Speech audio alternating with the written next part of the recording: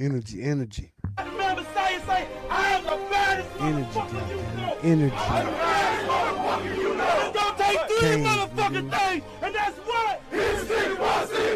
Kane, Talk shit. Let's go kick some yeah. motherfuckers. Type of Kane fan.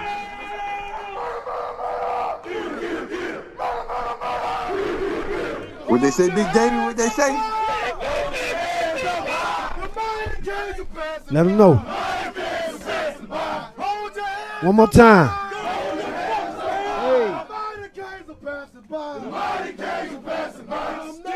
Gotta make you feel like this, Mitch.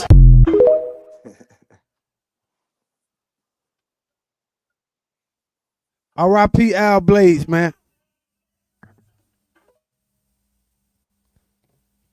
What's up? What's up? What's up? What's up, Kane fan? Y'all know we ain't done, man. Y'all know how we do it around here, man. Y'all know just how we do it around here. Cause it's time to juke. It's time to do the day kind of shit. It's time to get live. Kane's Off the Chain show is live right now. We on YouTube. We on Twitch. Let's go.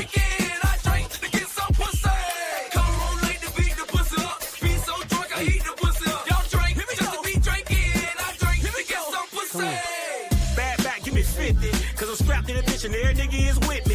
Don't stop, bitch, get it. Not to the floor with it, both hands on them titties. Ooh, we girl, you doing that. Now clap them thighs and then rub on your kitty cat. Tell your friend join in that she into that. Go live, make a post for the internet. See my dog like skating. Not like y'all that be over there hating. And my dog like juking. Not like y'all that be over there drinking. We live, man. We finna hit this recruiting hard today, ladies and gentlemen. Tag a Canes fan right now. Share this shit, let them know. Canes Off the Chain live right now.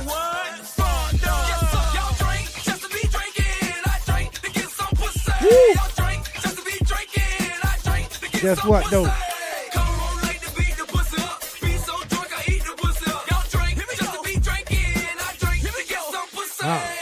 DJ, cut the music. Y'all do me a favor, keep the cars moving. Look at all that booty. Got a face like Trina and ass like Susie. Keep doing what you're doing. She said after this, where you going? You already knowing. Bartender keep pouring.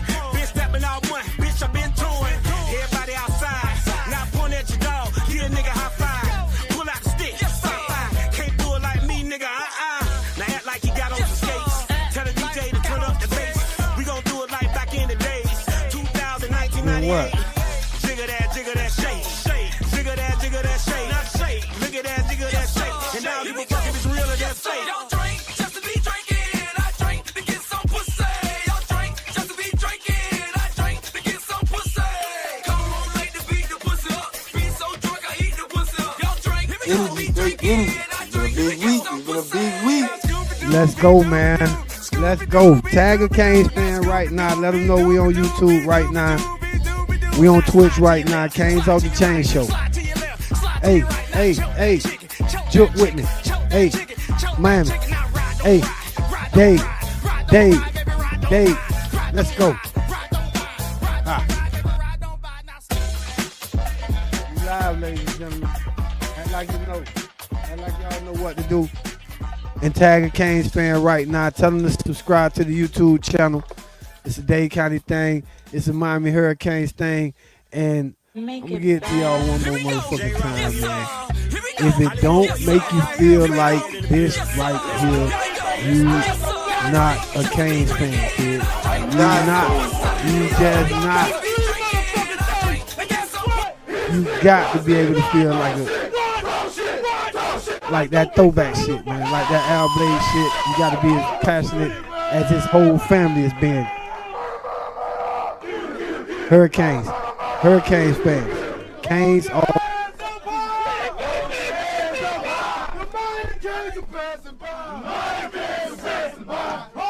R.I.P. Al Blades, man.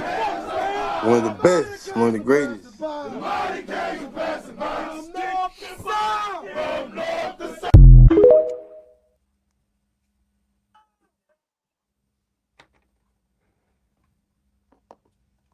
Tag a Canes fan right now, man. We live. We live, ladies and gentlemen. Ladies and gentlemen, welcome to the Canes Off the Chain show. brought to you by Broadbreaker Sport. I'm your host, Big Shake, aka the Caniac, and we live. And I'm here with my I know we just now getting started, bro, man. I'm telling you what, the though, man. The 28 biggest class is gonna be even Canes fan huge, in man. motherfucking Even Sakaki more Laki. big, man. With what's happening with the 27 class, you see the trend starting to pick up, man. These guys are wanting to come now, man. 88 Mitch in the building. Y'all already know the biggest Kane fan in motherfucking Sakaki Laki. What they do, Woke? I'm gonna have to go out. Can't hear you. Oh, you can't hear me? Sorry, my co-host got a little technical difficulty. We do got a great show for y'all today. Let A me go out and come great, back in. I great can't hear show. you. Yes, sir. We do got a great, great show for y'all today. We talking recruiting, big time recruiting hits that, you know, the HCIC done got done. The head Chico in charge. Y'all know what I call Coach Cristobal. That is the HCIC. You know what I'm saying? And again, his reputation has been preceding him as right now the Canes have just moved into the top 5 in the 27 recruiting. Mm-hmm.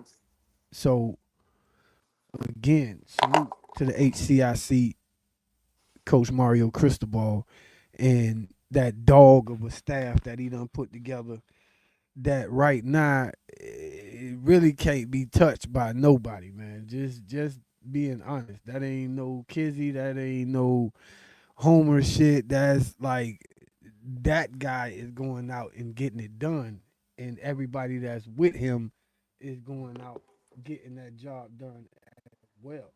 So, my bro, you ready? Talk to me. You ready? Cause Mario done brought home the bacon this week. You know what I'm saying? What's the Man, most as a exciting thing leader, that you? Huh? man, as a leader of men, one of the best head coaches to come through. I think we love Jimmy. And Butch, whatever Butch did, it just can't go unknown, but unforgotten. But I'm the way it can't go forgotten. But something about Mario, man. They gave Mario, I think, what 10 years initially, bro. Well, not 10 years, but that contract is like a 10-year contract in a way. Like I think it was like they wanted to wait 3 or 4 years to see what Mario was going to do. But at this point, bro, it's being year 5, bro. What are you worried about now, bro? Like, you know what I'm saying? This man is gonna be our guy probably the next 25 to 35 years. You know what I'm saying? Wow. All I really want from Mario at this point is just for him to stay him. You know what I'm saying? Yeah. If you know what I mean, bro. Because every other coach, and for me, I ain't gonna lie, bro. I love Mark Richt for a lot of reasons. You know what I'm saying? Mark Richt was our first coach in a long time that when he walked in the AD office, the AD, couldn't look down his glasses at him. You know what I'm saying? He had to respect whatever Mark Richt wanted to do coming in. So that is the best thing that I loved about Mark Richt. And then he got the ball rolling. He literally Right. got the ball rolling as far as getting that cash right around here and making sure that the program realized what's important to the school and what's always been needed to get this school back to where it's supposed to be, bro. Right. As far as football, especially. Um,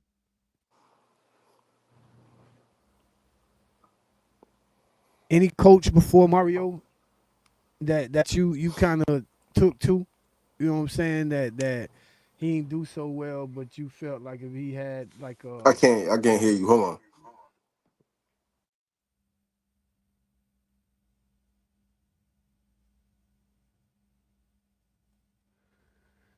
ladies and gentlemen, my co-host in Sakaki like 88 Mitch, he having a little technical difficulties, but we gonna get it right for y'all. Welcome to Canes Off the Chain Show. If you haven't subscribed to the YouTube channel, Bar Breakers 305, please subscribe to the YouTube channel. We are trying to grow this Miami Hurricanes platform. Myself and my bro 88 Miss, two of the biggest Canes fans you will find out here. We're gonna give y'all a passionate and factual perspective on the Miami Hurricanes football program. Right now we're talking Hurricanes recruiting. Shout out to every other blogger, podcaster that's doing this Miami Hurricanes um blogging thing. I am inspired. We are inspired by all of y'all. Hopefully we can get some support from you guys as we have supported, all these other platforms. And, it's all about making great Miami Hurricane content and getting this energy and message that the University of Miami is putting back out there. Once again, we was talking about coaches, bro. Which is there another coach in our history that you done seen that you think that probably didn't get the credit or the support needed so that we can get this program back to kind of where it is now? Because again, I started off saying Mark Richt, bro, because again, Mark Richt got the ball rolling before he got sick. You know what I mean? It was all kind of little dumbass narratives about him not wanting to fire his son, all type of stuff that really didn't matter. Because Yeah, it that didn't Carol matter. Sofer thing, was donated during his time. And again, Coach. that kind of got the ball rolling as far as people, willing to support this program in a major way again. So again, he walked in the AD office at that time, put his nuts on the table, put all his Georgia rings on the table, his championship ring on the table, his cachet and everything, and said, "Hey, if you want this program to get to where it needs to be, this is what needs to go on." And Mark Richt absolutely got the ball rolling Right. when he stepped in. Um, any other coach you could think of that if you think if they had some more type of support, they would have done a better job? That it probably would have been before my time. Only thing I can think about though for sure, this is right before I was born, but when Jimmy got there, Jimmy was saying how they wouldn't, let him work with his own staff and bring his own people. That's the only thing I can kind of like see is not like a support thing when it comes to the coaching or being the head coach at the U, because they supported what Butch did, even though he wasn't giving the fans and what the old players missed.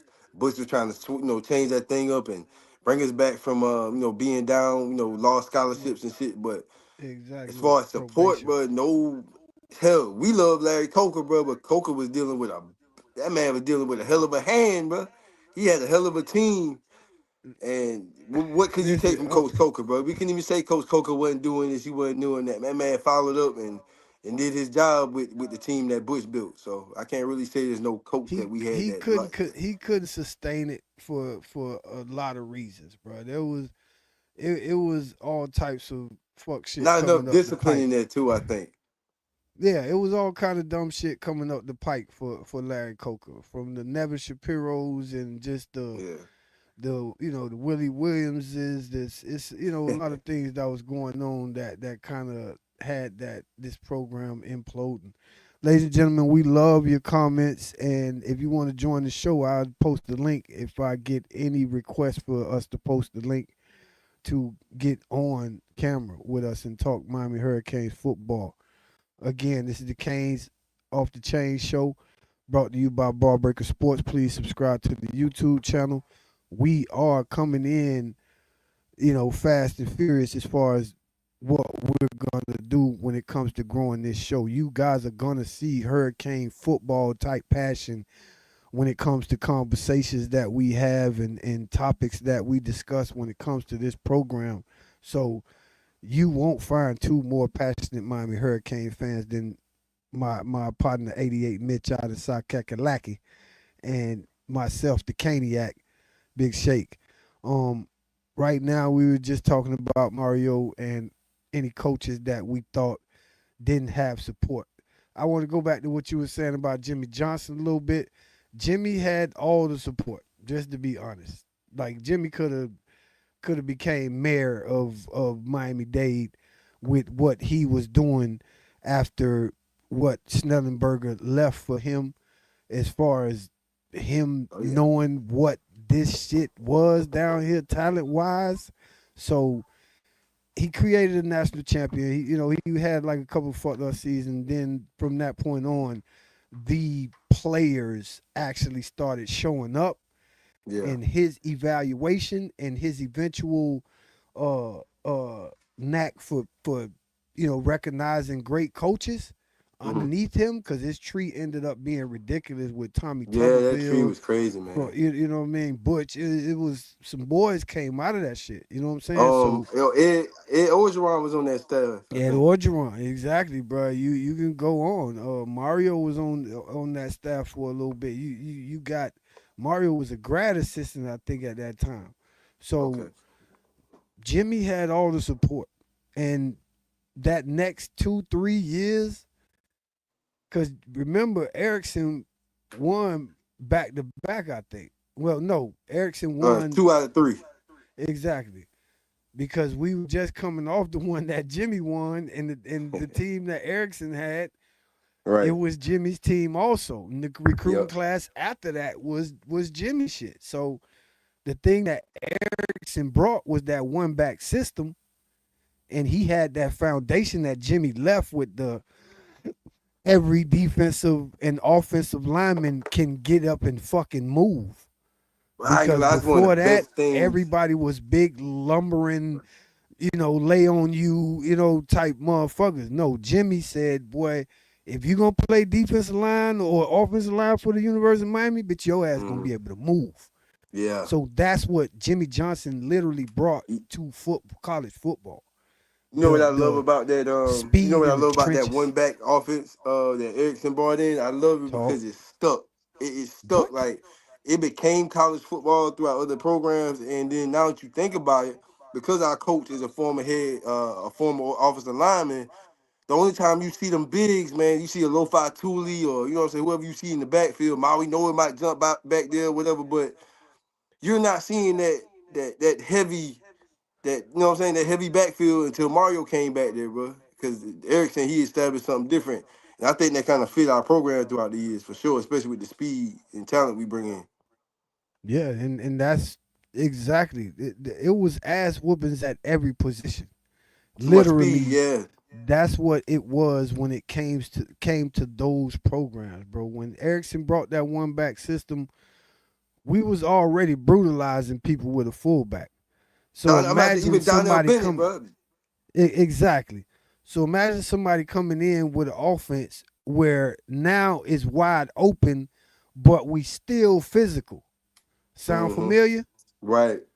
Sound familiar? We scoring points these days, but For we will bludgeon y'all motherfucking ass if that, you play. that reminded me of Cam Ward, Damian Martinez back there, or either you know what I'm saying Fletcher. But Bro, that we was the had same Steve thing. Walsh and people like that back in them days. Torella, Steve Walsh and Donnell bro, Bennett, bro. He was that big guy they had to worry about, but yet that pass game was sick. just know when it came down to character and actual. How do you feel? Hold on. We got our first questions in the comments. We appreciate you at David Scott 2095. His question is, how do you feel about the high risk gamble Miami is doing with Mark Matthews? They pivoted towards Olabola after Matthews was seemingly about to commit to A&M, but now they're pivoting back. Uh Again, bro, like we about this competition thing, and I'm pretty sure, and again, we can go back to the way Jimmy told people, bro, you either come to the University of Miami and win with us and go somewhere else and we gonna Go whoop against y'all us. ass. So that's kind of where I'm at with the Mark Matthews thing. Yes, he is high priority. And I'm pretty sure that Olu realizes that also. He realizes what his place is in this process, and where Mark Matthews is. So I'm thinking that the way they create relationships with these players, I don't think they alienate as any of them as as much as we probably would think. I think the Matthews kid, he gonna end up coming this way, bro, just because of what CC is gonna be, and then next thing you Right, know, Markel Bell. Markel right. Bell went to the Eagles, bro. Like these boys gonna Bro, be they playing, were boy. saying Like his situation, bro. He has a situation where, not saying he probably won't even have to sit that long, bro, but or sit behind too many guys, but he's in that great, that you know what I'm saying, that yeah, traditional system where they win. he gonna get a chance to start with Cantwell. If I he's who believe it. he's supposed to be, these are the things that's running through his head. Even Olu, you know what I'm saying? Olu can Hey, still come here if Matthews comes here, but it would just make sure that they win a national title or two, mm-hmm. bro. Imagine that offensive line, bro, with Matthews, Olu, Hey. And Okamola. let me add to what you Come were on, saying. brother. It's Mark Matthews, I think, man, if it's an A&M thing, it's an A&M thing. But also what you said about the mentality now, even though it is NIL, bro, our head coach has the energy and mentality when he walks into your household to try and recruit you and to let you know, bro, this is the place to be to win championships. He's not going to say it's not about the money, but yet, if Mark Matthews chooses to come to Miami, bro, that's something to think about because A&M is throwing him the money. The So, I money, mean, hell, he's not hold on. The guaranteed to money start the is year. there for the U too. Like the money ain't no issue no more when it comes to these guys no more. That's the great thing about Mario and him going in there. Like he's gonna go in that bitch, and the money is probably like the third thing that he speaks about because it's a Mhm. guarantee. You know what I'm saying? That's like a formality Yeah, it is now. It's after a formality Mario, now, yeah. stick his hooks in these kids and let them know that competition is the key to everything that they want to do in this sport. You know what I'm Yeah. saying? And the way he's been around the Alabamas and places like that, the Oregons, especially the Alabama situation, bro. You couldn't ask for a better college for a young football coach with his already budding mentality, as far as, him becoming a leader and just his road and what his destiny Right. was going to be. So imagine being around Nick Saban, that little motherfucker chewing out everybody and getting the results, the exact results that he's preaching. So put that with you Exactly. coming from the University of Miami culture and being under Jimmy Johnson and Bush Davis and again the Tommy Tubervilles and the Orgerons, the toughness and the philosophies, all these things that But Mario gets to stir in his pot and just feed it, to everybody as he see fit. It's a perfect storm for bro, Mario, bro. He hey, just got to finish the job. remember when Chuck Pagano was at the U? Oh my God, You man, we was another strapped one, with them bro. coaches back then, man. Another one, bro. And we gonna wrap up Mario right now. Again, that's the HCIC. If y'all don't know what I mean by the HCIC, what we mean by the HCIC, that's the head Chico in charge, and we say Chico affectionately here in Miami. You know what I'm saying when we talking about our Latino brothers. So again, that's Papo right there, the head Chico in charge, University of Miami head coach. Whenever y'all hear us say the HCIC when we talking about Mario Cristobal. Um, Another thing, bro. Um, Terry Jefferson. This is the most recent win. This is the reason we're going to recruiting right now, bro. You know who Terry Jefferson is, right? Yep. I believe he was a analyst or some kind of other coach before they gave him the position, but obviously, but he's that guy. He has some kind of juice, man. He's the Miami University of Miami cornerbacks coach right now. Right. So for him to go to California and get this Dante Wright kid, 5-star cornerback from Cali, Cal Hey, Poly, all that good shit, hey, bro. bro. Where Hey, Snoop from, hey, where you hey, feel me, hey. bro? What Like I was what I just more do mentioned the you want? name. Canes I fans, just what's up, man? hey, Hold on, Mitch. Hold on, fool. If you know what we got to do, man, cause we got Canes fans kicking in the door. Please subscribe to the YouTube channel. Please subscribe to Bar Breakers 305 on YouTube, and just know, man, it got to make you feel like this. It got to make you feel like this. Tag a Canes fan. Canes off the chain show. We live right now. Right now we talking recruiting. Talking about Coach Mario Cristobal.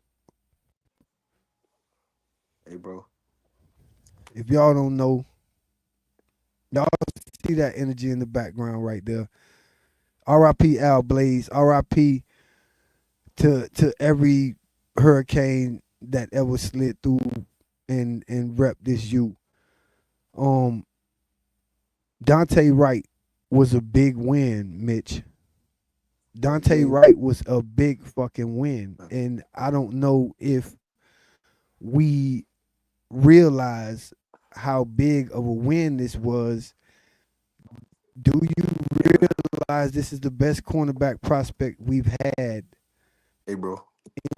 in 20, maybe 30 years, homie? Bro, they don't realize, and we never know who knows what, bro. But I'm telling you this much: I follow Polly. Everybody know Polly because of Snoop Dogg, Cameron Diaz, famous alumni. We was just talking a few Vaughn weeks ago Telemack, about, nigga. You know who bro. Vaughn But bro, Telemack we was is? talking a few weeks Talk ago, that bro. We walk, just kid. saying that. My bad, dog. Go We ahead, was my just bad. saying that. I said, bro, remember Von Telemack, that 2019, bro? That boy was a headhunter. Yeah, we was going through some shit with Randy Shannon at the time, bro, but Von Telemack, dog, that dude was a different breed coming from Poly, dog. He was a skateboard kid, but he knew how to play that safety position with the culture energy, bro. Well, all I want to say is when it comes down to the energy being provided to these recruits, it's it's next level, obviously, bro. The ambassador that Mario Cristobal has become when it comes to this program and the way Mm-hmm. he's making sure that integrity and toughness and money Yeah. and business all run along the same lines and all are addressed in a professional and fair way, obviously, because we haven't had complaints. Nope. Everything that comes out about the way Mario is doing business with these players, whether it's transfer portal quarterbacks or quarterbacks that are about to be first round picks in the NFL, there are no negative connotations when it comes to the way Mario and this staff and this university has been handling that Yep. business. It's been But grumbles from other programs because we beating them for their players. Kirby uh, Smart, let me say this right quick, you know though. what I'm saying? I pay real close attention, man, to what we have going on within that program from the outside looking in, bro. When it comes to that, bro, and I'm telling you, when you got the energy of two people on this team right now, currently, bro, that's been there, two guys, only two, and I'm not even talking about Mark Fletcher, bro. Two guys on this team that have stuck it out, bro, in this NIL era when they felt like they probably could have. Because remember, guys like Chris Johnson, man, Chris Johnson, man, I wanted him to stay, but he left. But now and Brashard left too. But now you looking at it, Chris Whitley, Humphrey, bro, and Chase Smith, them two guys been sticking it out, bro. I'm not sitting here speaking like the Hellcat ain't gonna touch the field, but he's been on special teams and all that good stuff, but his position, his position room, but it's going to be hard for him. But I appreciate, bro, in this golden it is a golden time, bro. In this time of money, and this It's time of called ability and depth. talent, bro. This man can go anywhere, bro. He stuck it out, bro. And that's called depth. That's called loyalty. That's some of these cats love the program, literally, bro. Some of these guys that come to this program literally just genuinely love this program. And sometimes the just the aesthetics, take over. Like, the alphas take over, talented people. Obviously, the Malachi Tony's coming straight into the program, doing what he does. Compared to JoJo and the Ray Ray that was already here. Like some of these guys, it's just their destiny to be, great players and leaders, just to be Himothy, if I could use that term. But we got some comments, man. I want to appreciate everybody. We want to appreciate everybody that's in the live right now. If you could do us a favor and subscribe to the YouTube channel, it'll help us out and help us get into the algorithm and help us grow this show so we can create a great platform for you guys to come and interact and just be Hurricanes fans. I'm going to start off with at Davon May held 3679. Hold on, it's not letting me see his comment. We need to focus on D-line. We loaded on the O-line. That's a fact. I mean, like you could never have enough, I don't think, of either. So whatever we get, especially if it's all quality like we've been getting, because the Ezekiel kid, they comparing him to Ruben Bain right now. Mm-hmm. For me, Ruben is a lot faster than him on the get off. But if you watch that kid's tape, that kid is powerful. Like, it is ridiculous. Anthony Manzano, 3551. His comment is, honestly, I think Dante's just a start at corner. I think we're going to get John Madden. Oh, my God. If we get that John, bro, we going to be the number 1 recruiting class if we get any more, like, guaranteed 5-star players. Because this guy literally just boosted us into the top 5 nationally. Hey, my sound Again, went out. Thank you for everybody with your comments and everything. I think Dante Wright is the best DB prospect since Sean Taylor. Look, he see what I see. Can you when hear me? It comes to the way you can hear me. You good, big bro? Yeah. Can you hear me? Yeah, you good. Right. With the way this kid move, bro, it's next level the way he move around the field. So if y'all ain't checked out Dante Wright tape, again, bro, that Sean Taylor comparison is a dope comparison to a kid that. Let me say this, bro. I think we need to recruit that school, the area more. Is this, man? If I don't know if you know this, but we develop a pipeline for some reason, bro. Like the New Jersey area. I know it's a kid right now is a 5-star we going after from New Jersey, bro. This New Jersey thing, like all the way back to Njoku, bro. You know what I'm saying? Whoever, you know what I'm saying? Just those certain guys that come from these areas, bro. Ohio, California, bro. We can't sleep on them guys, man. So I will be recruiting them a little bit more heavy. I know we talk about keeping the guys home and the guys from the area home, but we can't get everybody, and that's the fact of it. But we think about those, like Mississippi, Ty Keys, bro. It's just those certain areas, bro.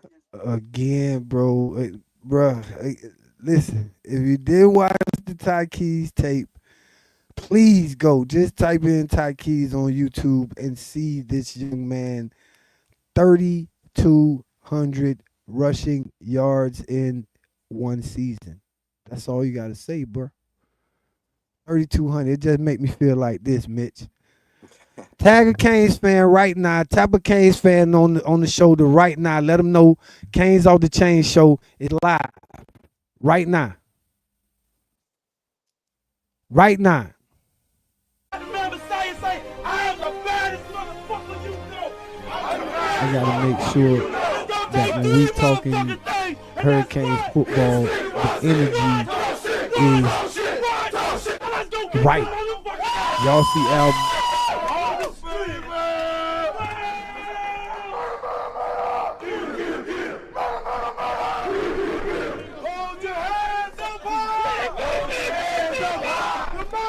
days are passing by. Mighty days are passing by. Hold your hands up high. Hold your folks, man. Mighty days Every are passing time this by. clip come Mighty up, days are passing bro, by. I'm thinking, From north to south.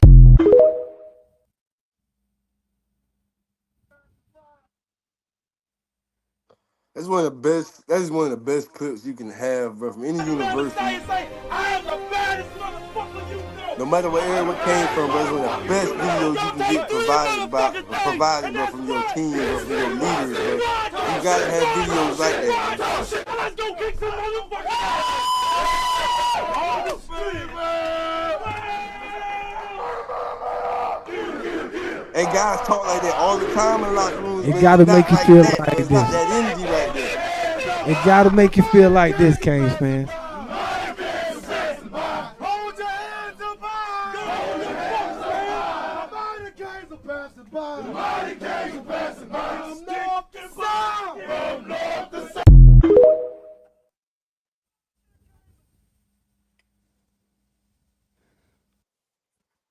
All we want to do is keep this energy right.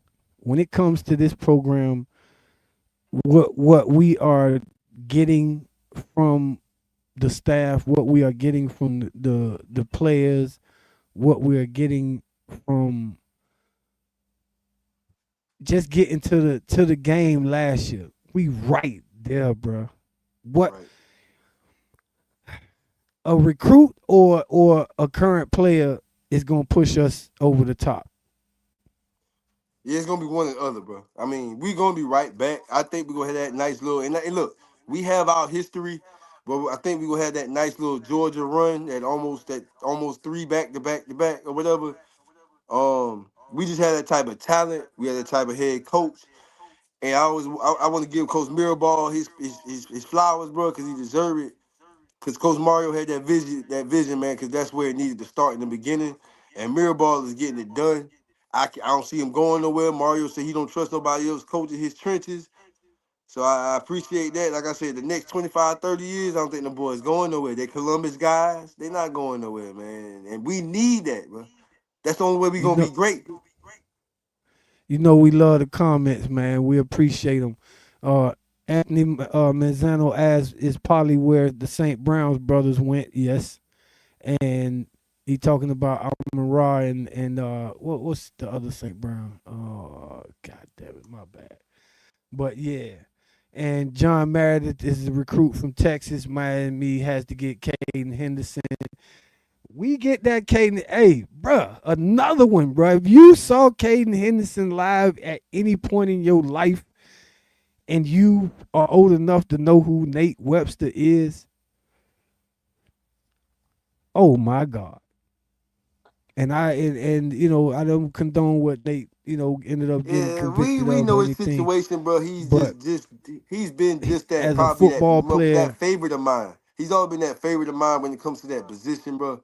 That man not here. We love Ray. We love James Burgess. We love those guys, man. It's just something about Nate, man. At the time when he did it, that's the same thing with the Hall of Famer son at tight end, bro.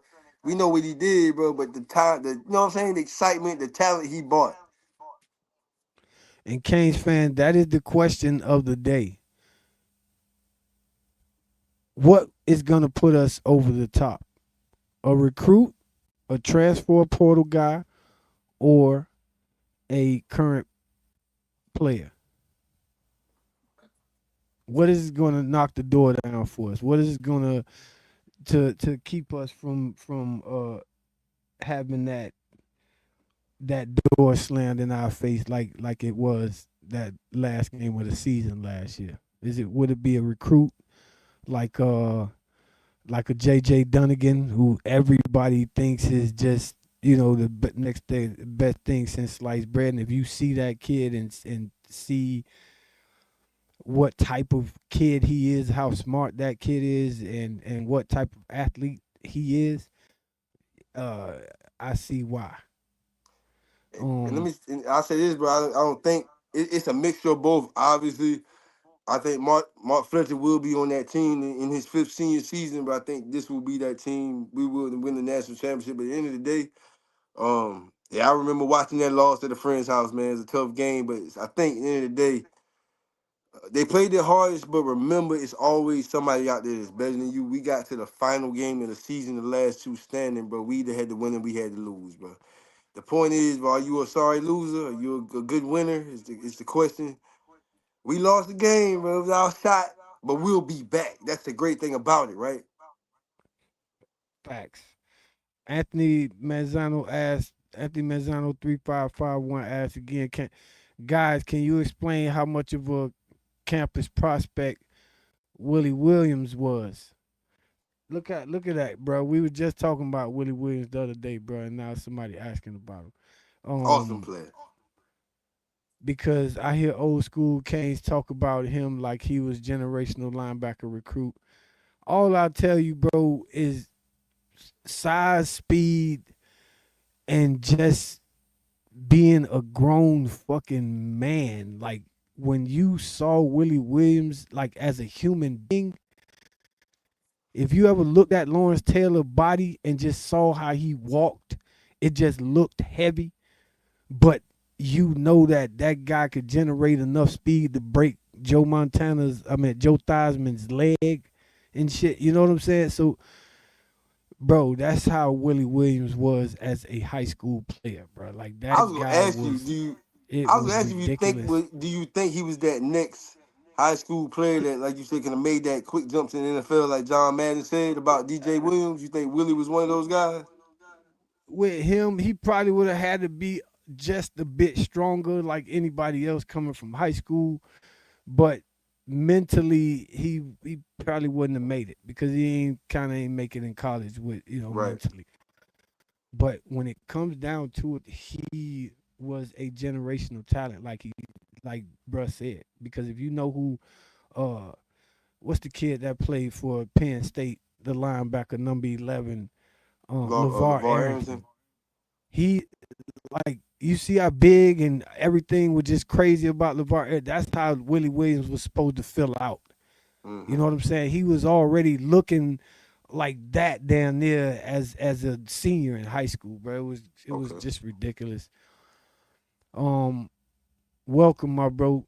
I think this is Jose Gonzalez, round number 4.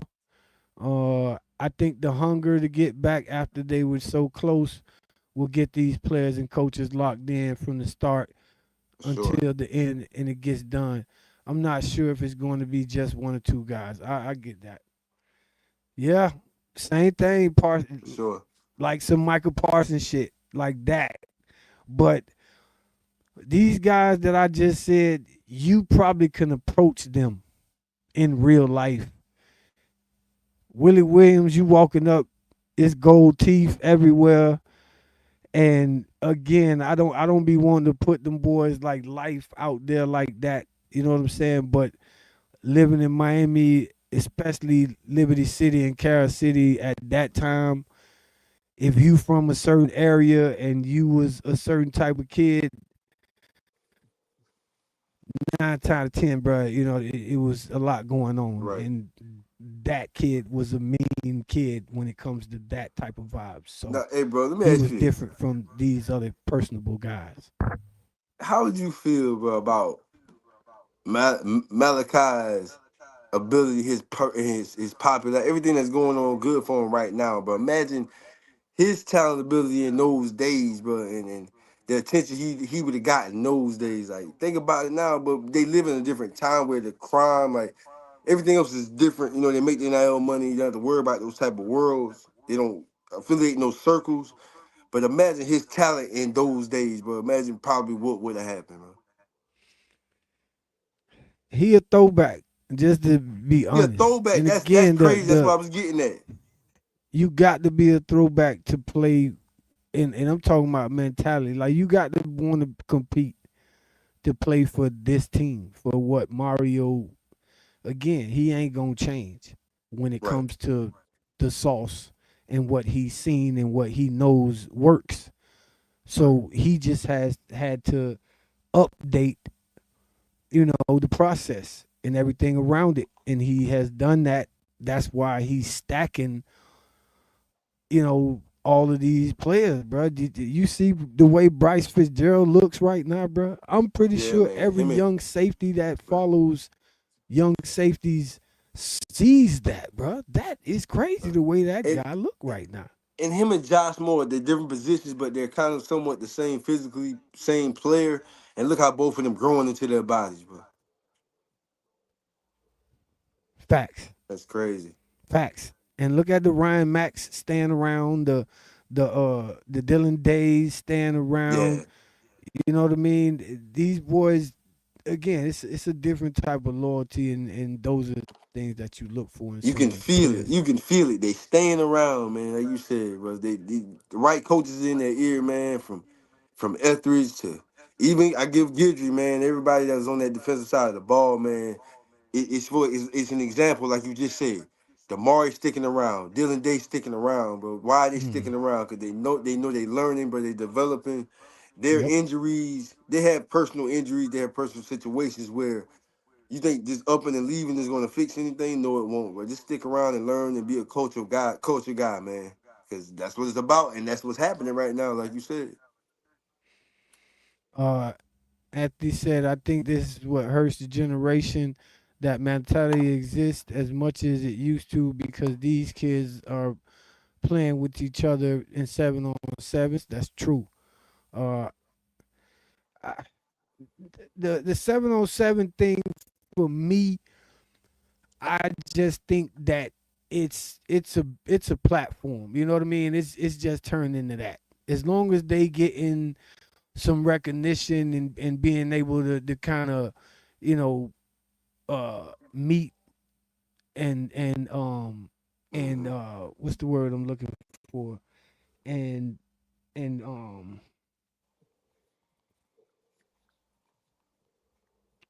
meet people along the way that's going to help them in their Hmm. process. Whether it's a coach from a college, with a kid that, got like a questionable background, so he ain't getting recruited, Yeah, but this coach is coaching in bumfuck, Egypt, and he, give you an opportunity, and next thing you know, you Keontae Scott, coming back to Auburn.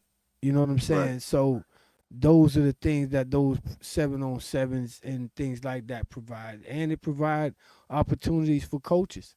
Some of Yeah, these guys that run these 7-on-7s, that's, you know, they great at this shit, but they'll never kind of get a high school coaching opportunity for whatever reason. You know what I'm saying?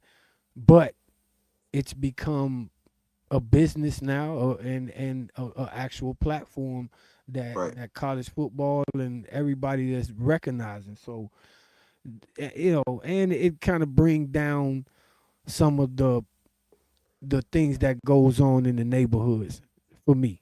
You know what I'm saying? Because, you know the negative that used to go on around them games and stuff like that is kind of subsided because of a lot of things that everybody knows that's on the line for some of them players. You know what I Right. mean?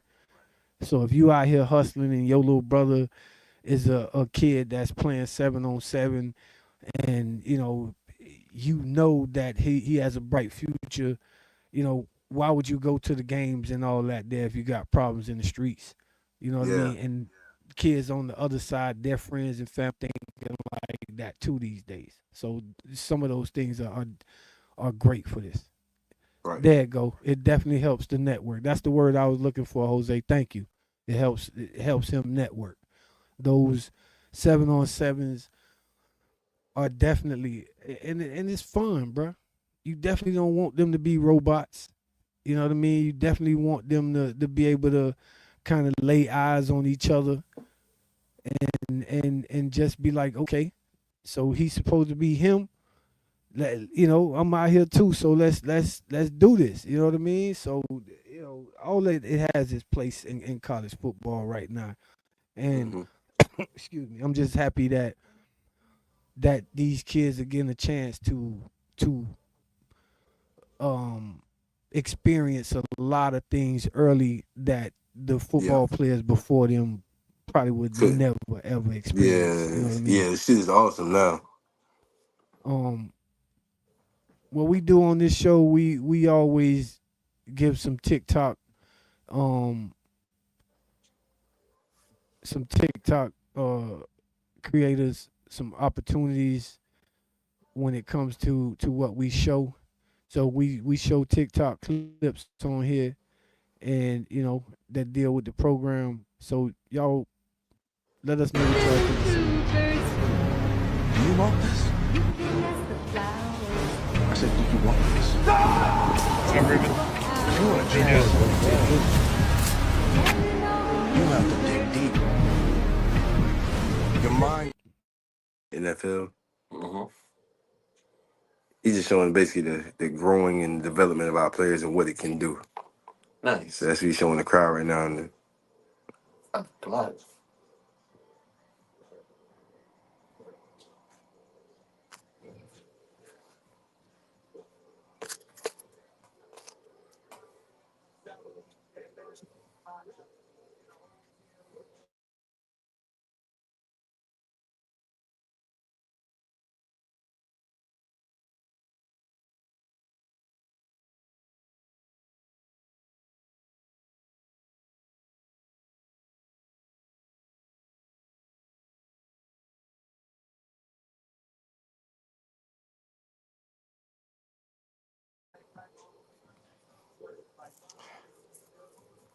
I love that video. And Bane, man, Bane gives that energy, bro, and that he gives that aura, and that he's a throwback, like you said, Tony is, bro. Yeah, the way Bane is. You've been watching him since he got the Bucks camp.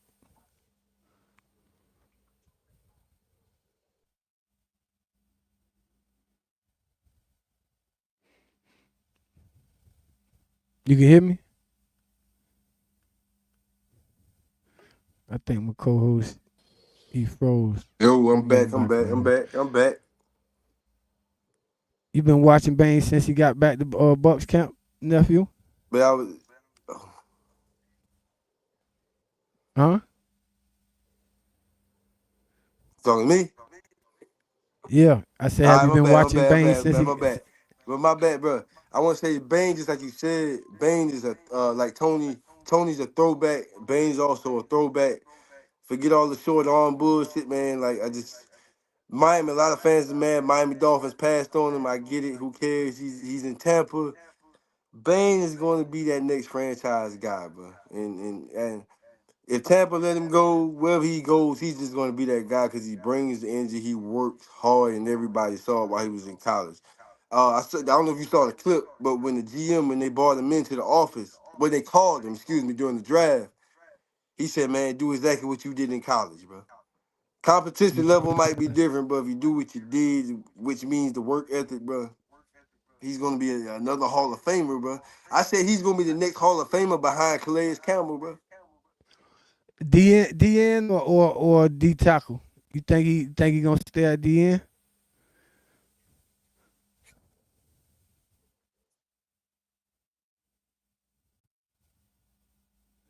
You heard me? Now we're back to playing Hurricane football. So get your ass locked in. Let's go. Because it ain't time. We don't have time for pats. We don't have time for good jobs. We got to get better every day. This team is not the same team we had last year. It's not the same players we had last year. So in essence, it's a totally different football team. So you have no space, no room, no second to think that we arrive. Because we ain't arrived nowhere. That season already gone. We on to the next It's one. going to be hard. It's going to be easier. He's going to catch a rough time being as dominant in the NFL on that edge. If he does play edge, the NFL tackles are different. But we know his talent level, not saying he can't beat people, so we just have to see, bro. I think they're going to throw him in the fire for sure. He's not going to be one of those rookies that's going to be on the bench, or he's going to play, bro. Not saying he's going to start, but he's going to work his way in there slowly. You know what I'm saying? So I think he Well, can do it, bro. whatever. I think he'll be able to do whatever he put his mind to in the league because he one of them guys that genuinely is is not impressed by anything physically that anybody else could do Right. because he is so explosive and powerful. So I think the league is gonna find out how explosive and powerful Ruben Bain is this year. So I'm looking forward to seeing bruh get the Tampa Bay uh defense back right. You Him and gotta be Keontae kidding me, Scott. man. My phone is on a trip today. Um, shout out to Grant Speaks. He's a YouTube content creator. Like I said, I go on TikTok and I grab some of these clips so that we can react to them. And this is a little bit of recruiting right here, man. And again, Grant Speaks does a dope job when it comes to Hurricane content. The second-ranked cornerback in the nation has flipped his commitment. Check it out. Dante Wright Jr. is a shutdown corner out of California, and he shocked the college football world when he announced that he's no longer going to Georgia, but he's taking his talents to Miami. He said this via Twitter. After a lot of prayer, thought, and talks with my family, I would like to announce that I will be committing to the University of Miami. Now, this is a big-time get for Miami. Dante Wright is a five-star cornerback, sits at 6'2", 170 pounds, elite coverage skills, and is the best player out of California. Last year, Wright put up 25 tackles, 3.5 tackles for loss, 2 sacks, and 7 pass breakups. Oh boy! Now, besides getting one of the best players in the nation, Miami gets its Donald, top cornerback prospect from school history. They keep a top prospect from going to playoff teams like Georgia, like Oregon, and they continue to stack talent. Mario Cristobal has been known as a hell of a recruiter before NIL and now during NIL, but when you look at the success of the Miami Hurricanes on the field and then the success that they're starting to have on draft day, news like this should become normal for the program. The #1 ranked player out of California is deciding to go to the University of Miami. What are your thoughts? Let me know in the comments.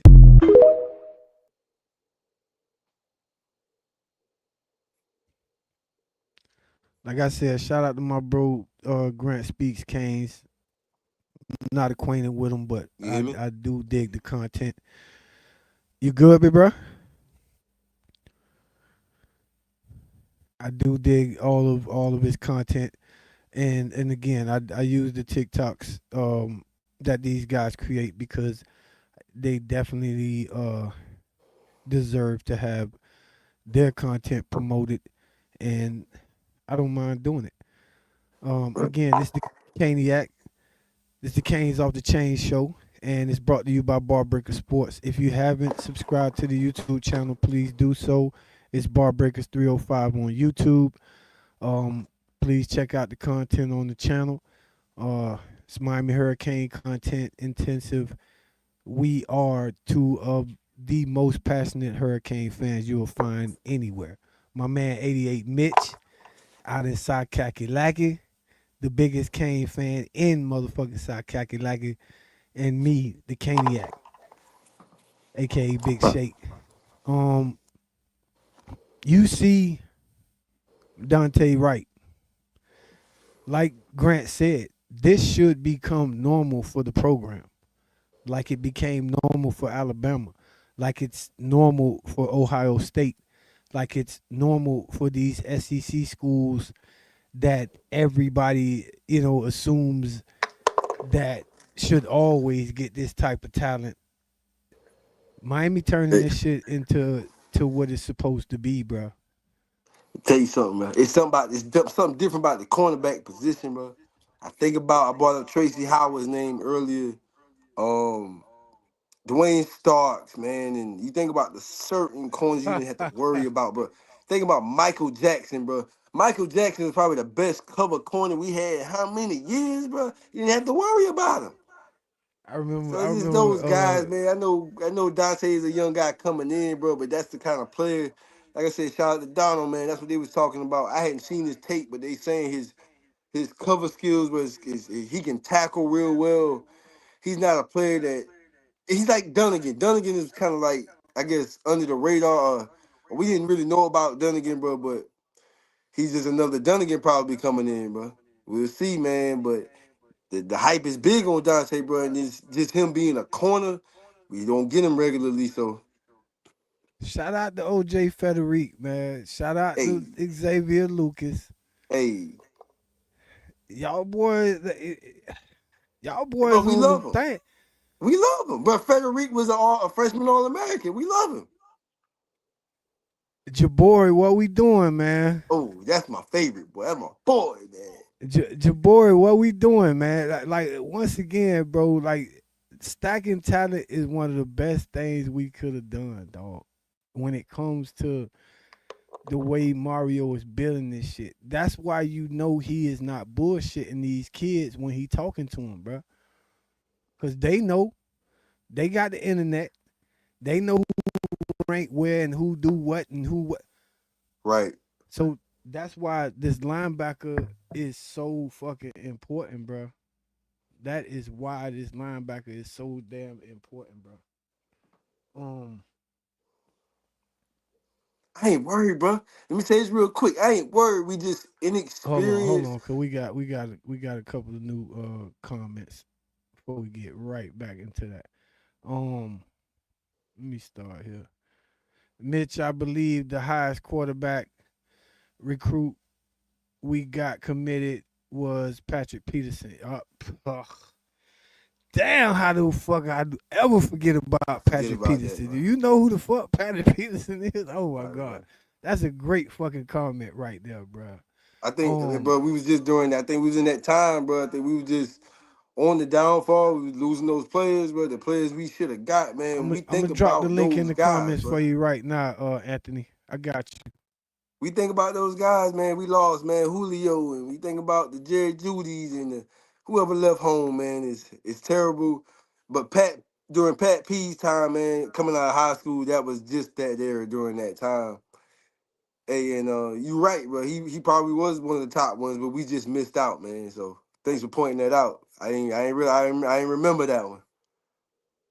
Yeah, that right there, and you talking about generational talent. Uh, Patrick Damn. Peterson is I think he a first ballot Hall of Famer, to tell you the truth. I think so, bro. And Because you especially at talking that about position, shutdown bro. corner. Yeah. Especially at that position, bro. Not too many played that position very well, bro. And he played it very well, bro. And DJ Johnson 1475 said, "Don't forget, we got Hayden Lowe maintaining, marinating in the fridge." You so fucking right, bro. Hey, I'm hearing good stuff about Hayden Lowe, man. You know, you saw. Hayden Lowe is probably the most anticipated prospect we've had in the past maybe 4 or 5 years now, just because of practice, to tell you the truth, though. You know what I'm saying? He's little game like I'm hearing good stuff about him, though, man. Yeah, I'm hearing good doubt. stuff about him, and they not in school right now, but especially with summer coming up. But I see the drills, the videos he's doing, and they saying he's gonna be ready for fall. So we'll see. Mitch, he just reminded me of seatbelt, bro. Jalen Waters.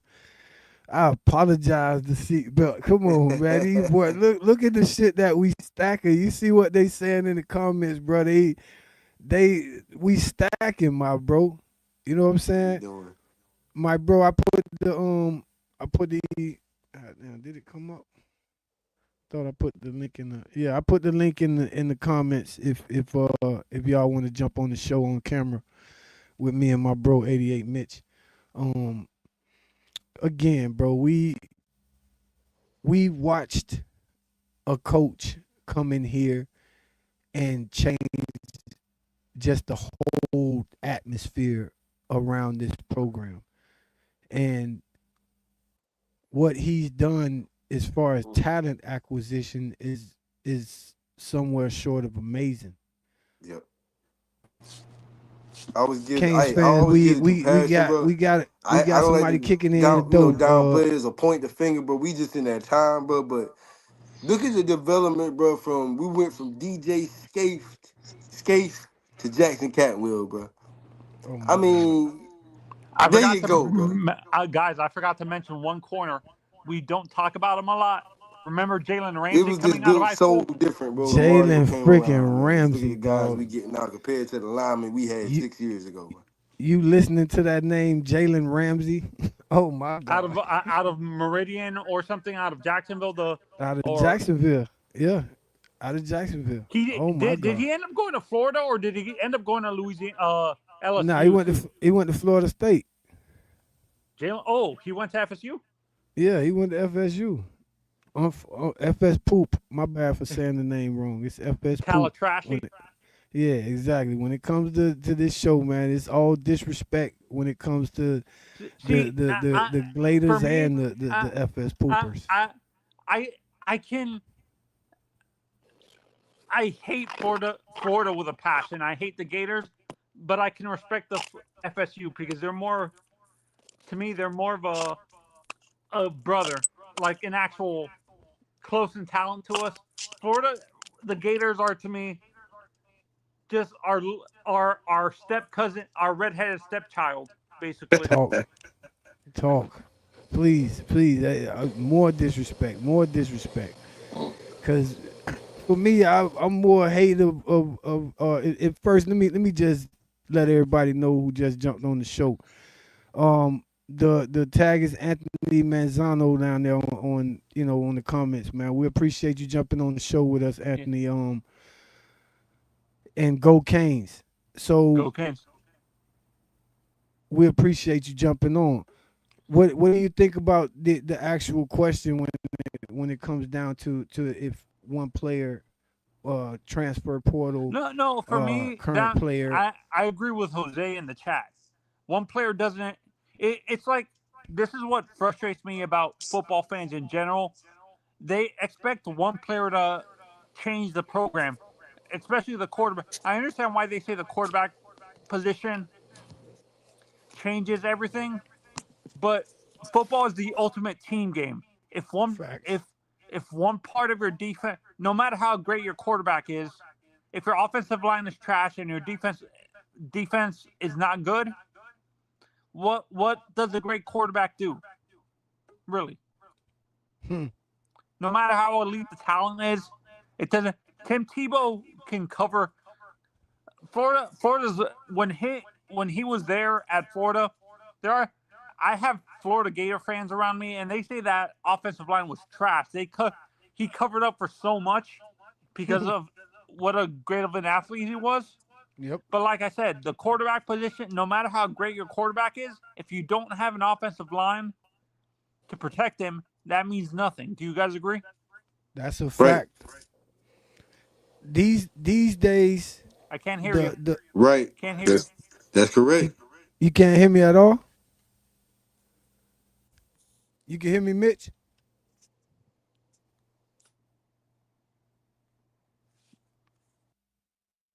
You can hear me, Mitch.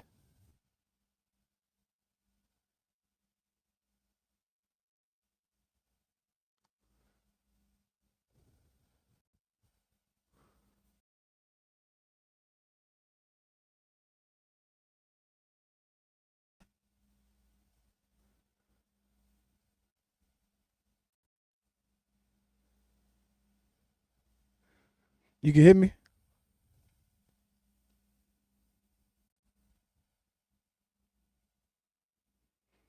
I'm sorry if y'all can't hear me. I'm having technical difficulties, obviously.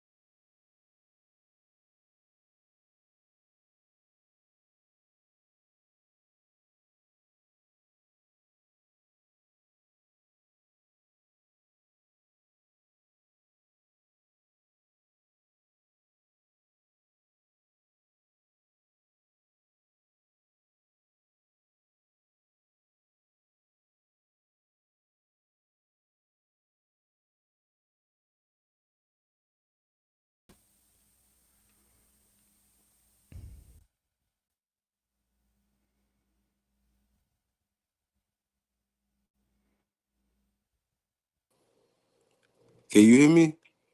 You can hear me? Man, I don't know what's going on tonight. Yeah, bro. I don't know what's going on with this shit. My fault, ladies and gentlemen. I don't know if it's I don't got no weather outside or nothing, but my whole shit just crashed real quick. But I appreciate Anthony for jumping on with us. If you want to try to jump back on, bro, I'm gonna try to right this ship and keep this shit steady. Um, okay, David Scott said he can hear us both. We appreciate y'all sticking around, man. We're gonna tough this thing on out on the Good Mother's Day. Happy Mother's Day to all the good mothers. If y'all, hopefully everybody, safe and made sure mom felt special today on this good Mother's Day. Um, bruh, what we definitely need is for Nick Nick to stay healthy, and there's one more wide receiver recruit for this class that I'd like to have. 27 class, who is it?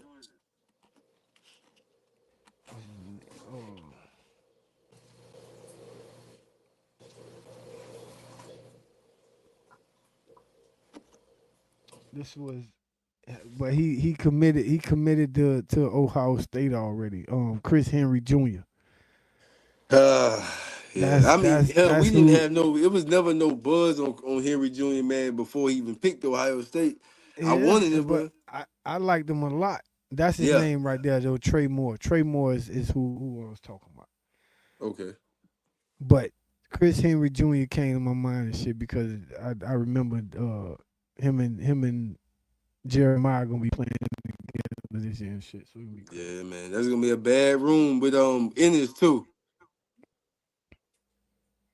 They got Tyler Ennis, well, they have a nice little wide receiver room, but Yeah, hey. they got a great one, a great wide receiver room. But this, like bruh saying, David's saying it, Trey Moore is a really important player for us to nab.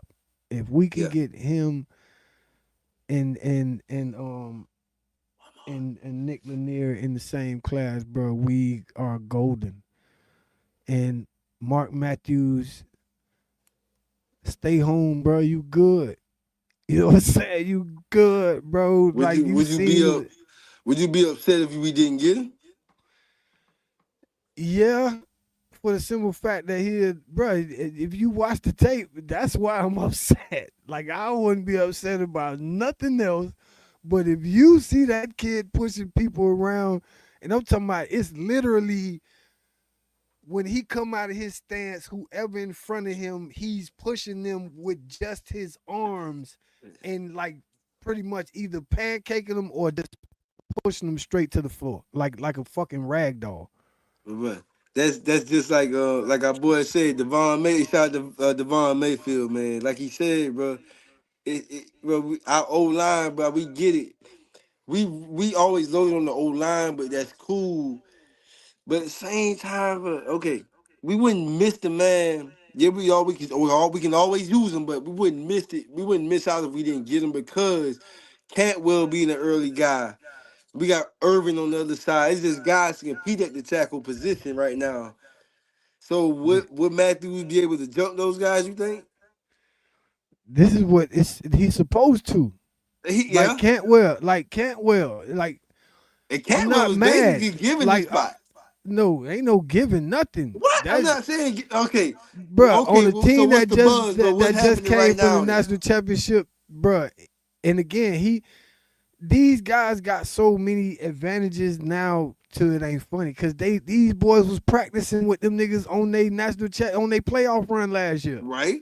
Scout team shit, right? So he, but look at it, okay. So who has given Cantwell that business? Who's giving him that one-on-one competition? That I'm gonna take your shit. That's the point. Some it's Juan Minaya, I think, is dead, and who else? Samson's dead. Oh yeah, Okamlola. But once again, bro, he's pedigree says that he should do exactly what he's doing, what CC did.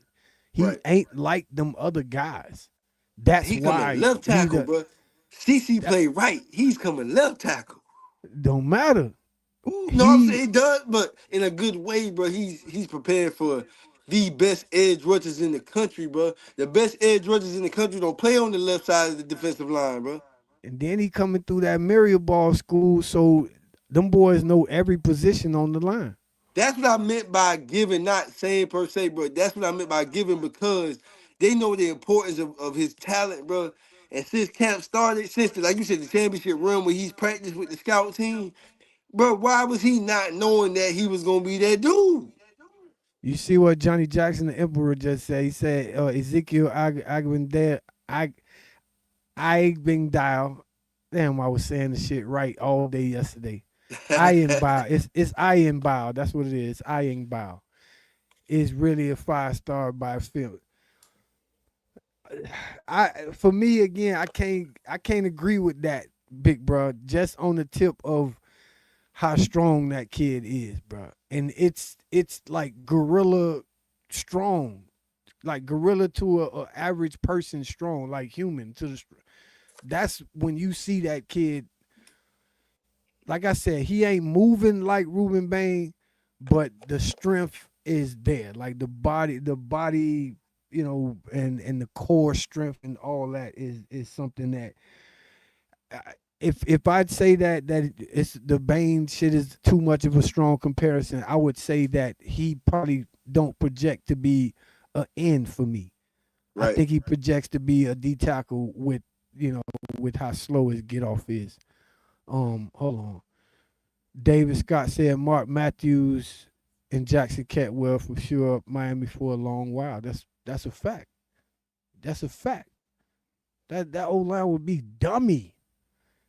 That old line would be dummy with them two boys there with Okunlola. Oh my God. Cantwell will be the leader of that line by the time he's a sophomore, bro. Okunlola, Matt McCoy, them boys gonna be gone, bro. Oh, that's gonna be hit Jackson Cantwell's line, bro. From what they saying, Rodriguez done like took steps. Well, I mean, after them guys leave is what I meant. Like, think about it. Cantwell's gonna be the guy as a sophomore. Yeah. Yeah.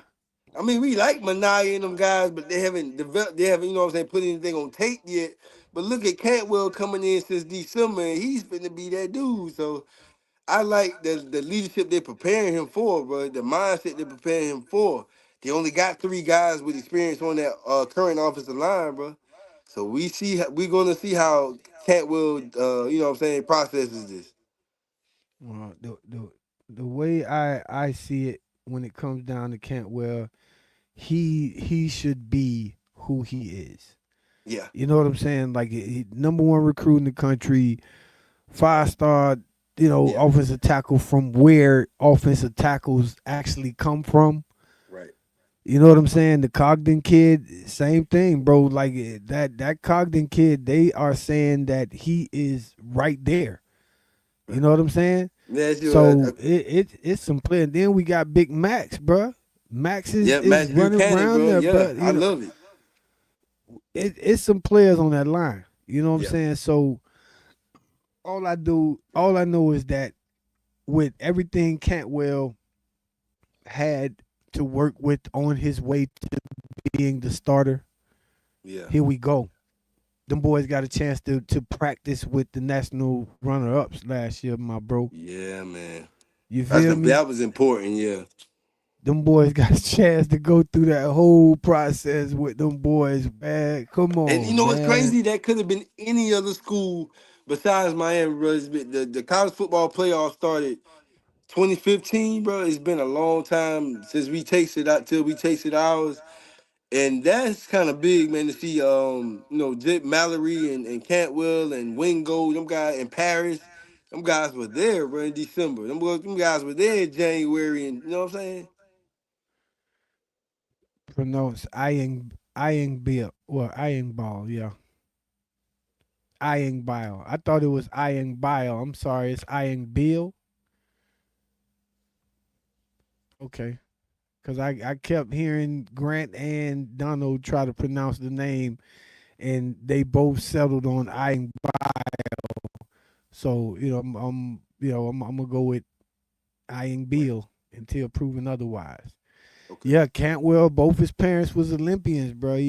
Cantwell. He faced the best D lineman last season during the practices in the playoff run. Just like we just said, like it was no other. Like I don't think it's any other experience you can get outside of actually playing in the games. Mm-hmm. What better experience can you get for your number one offensive tackle in the nation? Remember this? Then some shit like that during the fucking playoff run. Hold on Oh now. my God. I'm about to say, don't make me tell you to turn that clip on, bro, because we already know where it starts at, bro. We know the history. We know the homework, bro. We know the assignment. Green Tree practice field for anybody watching. So We already know how it go, bro. And if you say, I get what you're saying for most players, but if we're talking about the lineman or any other great player that comes from the U, where it starts on Green Tree practice field, so it's going to be tougher on Green Tree practice field, not the games, but we gonna see the best in practice, right? that's a fact. Let me give y'all another TikTok video. I think this is my guy Donald right here. We're gonna see right now. You could have taken that 2001 team and put them in the NFL during that time period, and without a doubt, they would have made the playoffs. It really never set in until I got my national championship ring that we were the best team of all time. We had Antrell Roll, Sean Taylor, Vince Wilford, Kellen Winslow, and Willis McGahee, and they all set the bench. The 2001 team at the University of Miami, hands down, greatest team ever.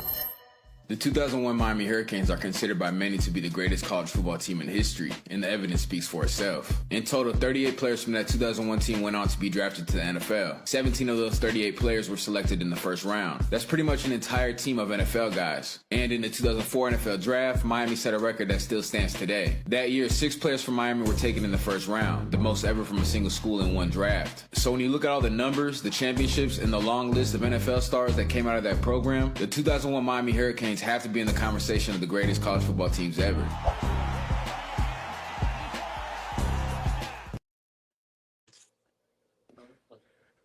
I don't think nobody could argue with that shit. The reason I showed that clip was the fact that can you imagine putting that team against any team, bro? That's my whole thing. Like the competition on that team. Frank Gore came to the U. Frank Gore could have went any the fuck way, right, but right. He wanted to go to the U from day one. Jonathan Vilma, same, like these guys was the guys. DJ Williams coming from California, and again, John Madden mentioning DJ Williams, on the broadcast type shit. Like that's why I asked that question. That's why I asked that question about Willie Williams, bro. I'm like, we already know the history behind DJ, man. Them guys that probably could have came out of high school to the NFL, which is very rare, but could have Willie Williams been one of them guys. That's why I asked that earlier. Mentally, but yeah, man. Nah. Like I said, mentally, gotcha. Willie Williams, nah. Because again, bro, he just too many times proved that he was kind of a knucklehead, and just life situations for bro was, wasn't on his side. But DJ was that guy, man. He's a true professional, man, and we still follow DJ, man. Shout out to Dime Life, man. Them boys, man, they do a good job, man. He's a true Kane, man. We talk about Stat, we talk about Irvin, Mike, we talk about John Beeson, Ja'Cory Harris, we talk about them guys. Shout out DJ Williams. I gotta get some Dime Life gear, you know what I'm saying? If y'all know DJ Williams, point him towards my way so we can get some Dime Life gear and start sporting it on the show and all that there. David Scott, he killing the comments right now. Kid 18 years old, he talking about Ezekiel Ayingbill. The kid benches 500 pounds at 18. 18. And again, he said he heard the same thing I heard about Rodriguez taking them steps, as a leader, and that's a good thing. That's another local Yeah, kid that's a very that important position. backs. And he's saying that he saw Iron Bill's mother on Twitter, and she, said the pronunciation. So again, bro, it's another D lineman that's in the wings right now. Mm-hmm. Just like Olu, like I hope we get Matthews and Olu. You know what I'm saying? Like come on, man. Like Mario is Man, not look, like limiting himself with who he can get. He's gonna tell these guys, we're gonna get you paid, bruh, we're gonna get you trained, we're gonna get you prepared for the league. And if you bruh, don't go to the league, you're gonna have a degree and you're gonna have some money. my nigga, That's what more Dante, you Dante Wright might be the biggest surprise of this Mario Cristobal era, bro. I wouldn't be surprised about anybody. Josh Jacobs, Mark Matt, man, look, I ain't worried, bro. If we get him or not, if we had got him, bro, I wouldn't be surprised now with this Dante Wright thing. check it, man. Again, we're gonna go back to the One of the TikTok best people. pass Let's rushers go, in the man. 2027 class Go has a Canes, home. man. Canes Check it on out. the Today was chain show. commitment day for defensive lineman Appreciate Ezekiel everybody. Y'all Ayangbile. subscribe The to the four-star defensive lineman made his commitment live on the Rivals channel.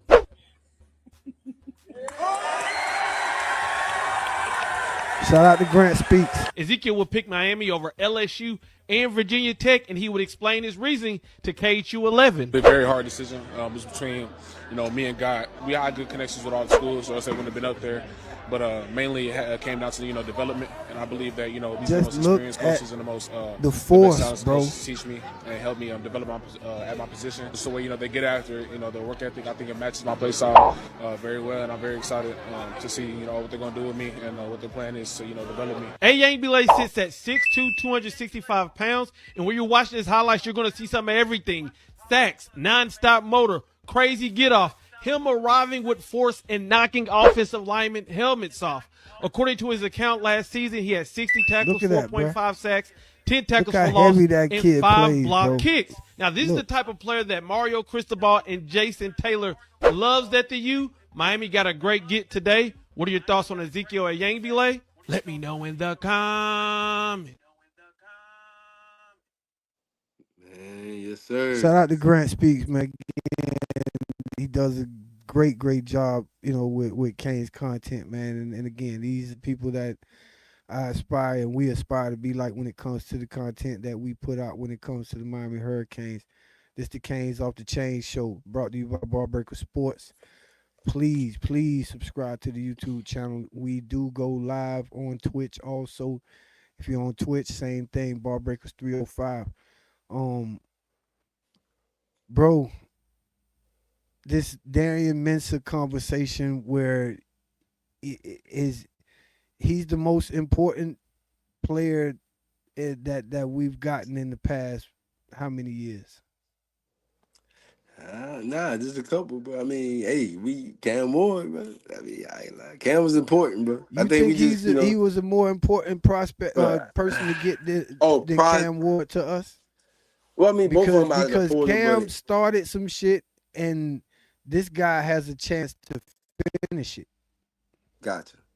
Okay, if that's the importance you talking about, I get what you're saying.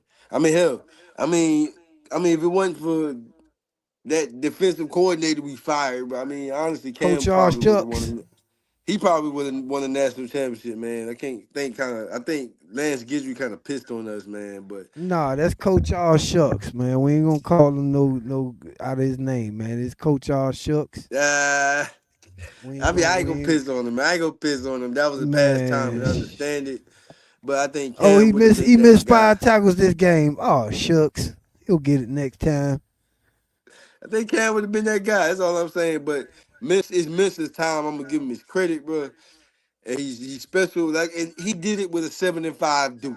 The man numbers was special with this offensive line, bro. We know it's not Markel and Maui Noah, but guess what, bro? We got Cantwell and Oklahoma, dog. So we just moving on to the next ones. Mr. gonna be a talented guy regardless. So I get what you're saying, bro. He might be that guy, bro. I mean, hey, I love Carson Beck too, but Miss is that guy. Yeah, I mean, cause it's important, bro. It's important that we finish this fucking job, bro. Two Yeah, it has to things. be done. One, I care about, but I don't give a damn, cause with us, end of the day, we want them rings. You know what I'm saying? We want them big boy rings. That's all that But matters. I want to get this ACC title out the way, and be able to stomp through these playoffs like we supposed to. Because us not getting that shit done last year in the way that happened, it was the most unsatisfying feeling I could ever say. You know what I'm saying? Because it was down there like on the level of that Ohio State loss when we lost to their ass, and like it was like that, bro. You know what I'm saying? Because you could taste that shit. You know what I'm saying? Like, bro, That shit hurt, man. It hurt. we got another one, and it got away. So if this guy is on, and like we said before, bro, I want them to open this shit up. Like I'm all for the you know what I mean, for the pound and running game, but Dennis Erickson, wherever you at, call Mario and remind him of what that one back offense and spread eagle did for this program. You know what I'm saying? Man. And the world revolve around these wide receivers, bro, at this point. It's pulled up. Let me get back to this. What's the name, man? I got one more TikTok to go, and then we're going to get our closing comments in. The Miami Hurricanes my man right here, kid. Are the most traditionally SEC football team in all the country. It ain't Florida, it ain't LSU, it ain't Auburn, it ain't Alabama, it ain't Georgia. This is the first time Ole Miss this season has faced a team that plays like we historically believe SEC teams play. The physicality was out the door. Third and fourth down, 3rd and 2, 4th and 2. What do? They turn around and hand the football off to Mark Fletcher. They hand the football off to Tremore Brown. They run downhill and physically dominate Ole Miss. Defensively, they were the faster team. They were the more athletic team. They were the more active team. This game is actually way closer on the scoreboard than it was in real life. They dropped 4 picks. 4 of them.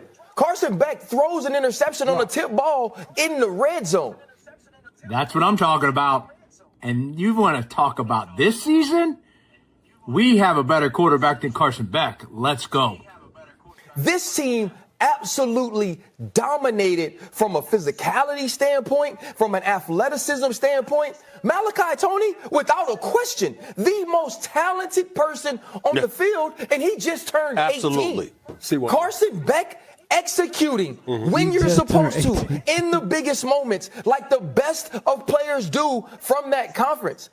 It has changed, and now Miami, the U, is part of that change. How fucking good did that make you feel that these people are saying this shit and it's not like hope? You know what I'm saying? Right. It ain't hope behind, because, brother, it was a time when Kurt Herbstreit and these guys would be talking about the U, and it'll be like, oh, they used to be like this, and hope is like this. Nah, they know the players that's coming. They know what Mario do. The HCIC. Y'all don't know what the HCIC is. That's the head Chico in charge.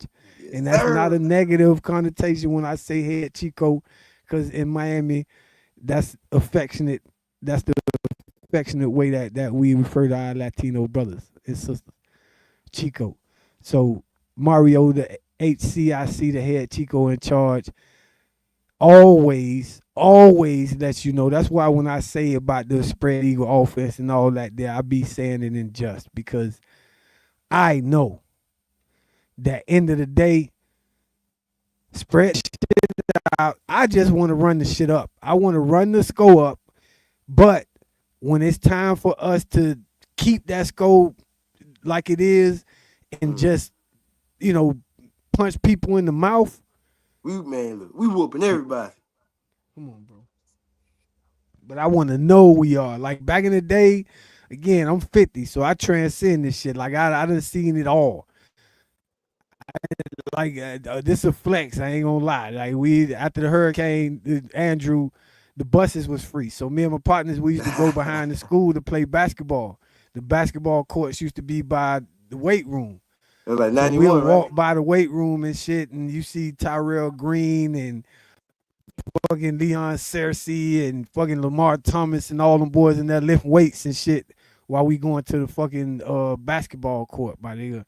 And fast forward to fucking 2000, and we coming from playing basketball, and all the reporters walking from back there saying how that's a national championship team, looking at Ed Reed and Mike Rump and Jonathan Vilman, that whole team, Andrew Williams and fucking Jerome McDougal and Big William Joseph, and oh my God, even Baraka Atkins coming right behind the board. Yeah, again, that was them times, homie.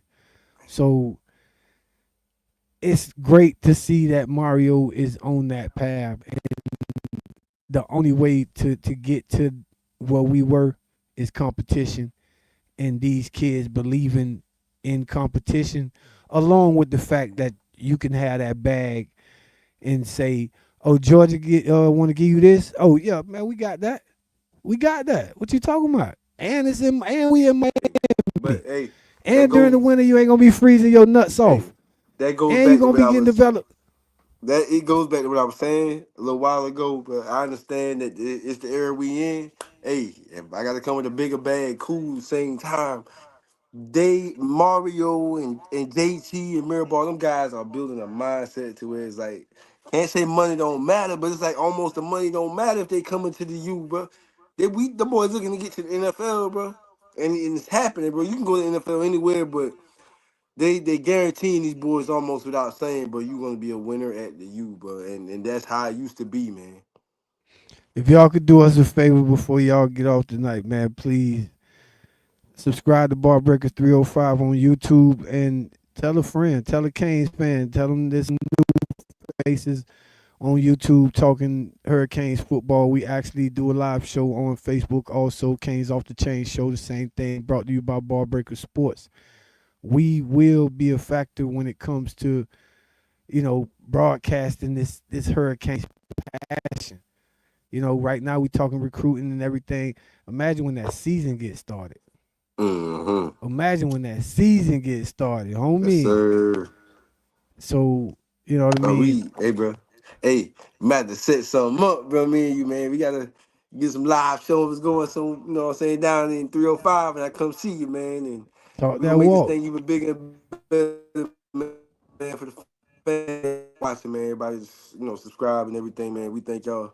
We love it, man. But me and Shake, man, me and the Candy, we gonna push this thing even bigger and heavier, man. All right, I got one more clip that I want y'all to check out with us. It's a couple minutes, so but it's worth it. And let's go ahead and just switch the camera here. Canes Are we good? I love that. Here we go. Gosh. This is going to ruffle some feathers. I know a lot of Miami fans out there are really, really excited about this, but in my opinion here, Darian Mensah, I'm just not sold on him yet. I'm not sold on Darian Mensah, and here's why. Hater. He was phenomenal at Duke. You play really well against Elon, and you play really well against these mid-tier ACC teams, and credit to him, his numbers are phenomenal. Yeah. And he played well in the ACC championship, beat Virginia. Yep. Great season. But my thing is when you have a quarterback like Carson Beck, who was veteran guy, played at Georgia, played against these big SEC teams, Big Ten teams, knows what to expect. Darian Mensah hasn't really gone through that. He hasn't really played. He played Illinois, and got blown out by Illinois. That's true. But and he still played well. But it's a team sport. He beat It's an Virginia. individual sport. So not well enough.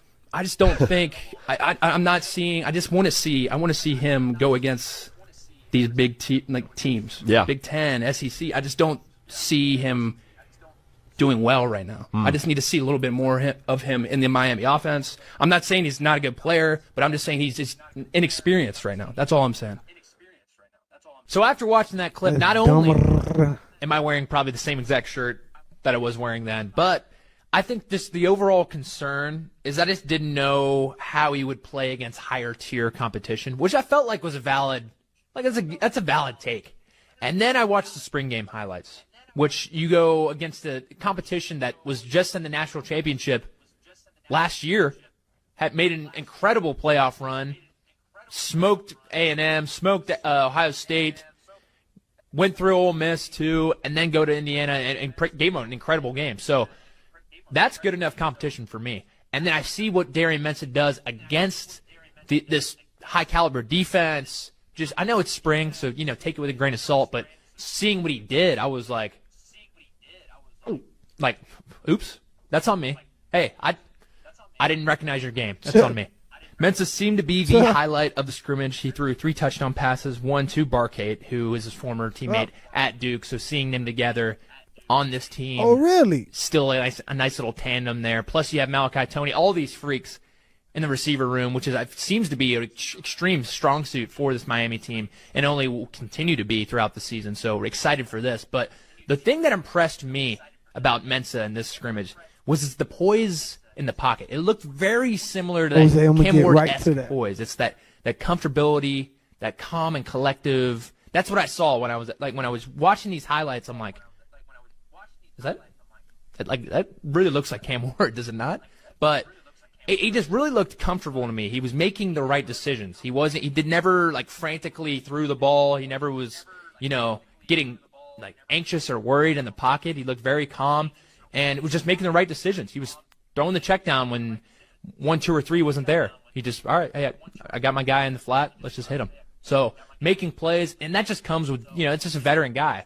He has reps under his belt. He knows where to go with the ball, learning the offense better and better, developing as a quarterback. It's great to see. But a big thing for him this offseason, and this was from his presser, which I got to say, incredibly well-spoken guy here, but his big things, his focus for him was learning the offense and leading by example. And I think in the scrimmage he showed both of that. He showed that he learned the offense he was completing balls left and right, threw 3 touchdowns. I mean, took really command of the huddle, of the offense as a whole, and then leading by example by coming in as a new quarterback, new transfer, new state, new team, all this stuff, and going in and showing out like that, and showing out and being like, hey, guys, I'm not actually verbally saying it, but basically showcasing your abilities and being like, hey, I'm basically the guy that's going to lead this team to a national championship. That's how you lead by example, by showcasing your abilities and continuously doing that, being persistent. That's what probably the biggest thing for him is going to be throughout the fall. But at the end of the day, I do think there's still improvements that need to be made. And the thing that stood out to me in the scrimmage was just accuracy on deep balls. And I don't think that's like an end-all, be-all thing that needs to be improved right now. But that'll come with reps with his receivers, just knowing who's faster, who's slower, what kind of routes they actually run. And shout out to On3 Sports. I'm being a little nitpicky there, but that was just one thing I saw. But overall, I was really impressed with his performance, how he played, and just in general the development he's shown at Miami so far. So I think he has the ability to be one of the better quarterbacks in all the country when it's all said and done by the end of this season. Maybe a little Heisman finalist thrown in there too. But Miami fans, I want to know your thoughts. What are your thoughts on the spring game, the spring scrimmage, Darian Mensah's performance overall? So if he go crazy this year, you think he won't just waltz to the Heisman? Because Cam, we had a Tuiasosopo defense and that shit, and he still was, you know what I'm saying? But come on now, that Cam guy, Cam defense blew it for him. But I think Cam was supposed to win that shit. That's just my personal opinion. I don't think I'm being biased or not. Cam was just that guy. That Cal game alone was supposed to put Cam in that seat, bro. Like that's supposed to have been done. Yeah, good we got some more comments, my bro, and then we gonna close this thing on out. Do you think okay, Anthony came back. Do you guys agree with me? Fundamentals are suffered because of AAU and 7-on-7. again, it's more to that. What I was asking in the chat is, do you guys agree with me that fundamentals have like the teaching of fundamentals and the consistency of that has been lost because AAU or 7-on-7 doesn't really improve that. It teaches you what you already know and improves that instead of improving your weaknesses and stuff like that. I think it's more of a business than anything and fun. It's just more camaraderie. You know what I mean? They get a chance to be pros. To tell you the truth, they travel. You know what I mean? And they get their ball skills at the end of the day from their workouts with the coaches from school, things like that. Or private like receiver coaches. And they can afford these things, and sometimes they given to them because of how big of a business football is becoming from Pee Wee all the way up. You know what I mean? So I think 7-on-7 has its place. It's like battle rap is for hip hop. You know what I mean? You're gonna have the actual street element to because it. the lost art. Why I'm saying that is because the lost art of receivers blocking, the blocking in receivers has been like disappearing over the last few years. Most receivers are only worried about catching the ball and stuff like that. They don't care about their overall game.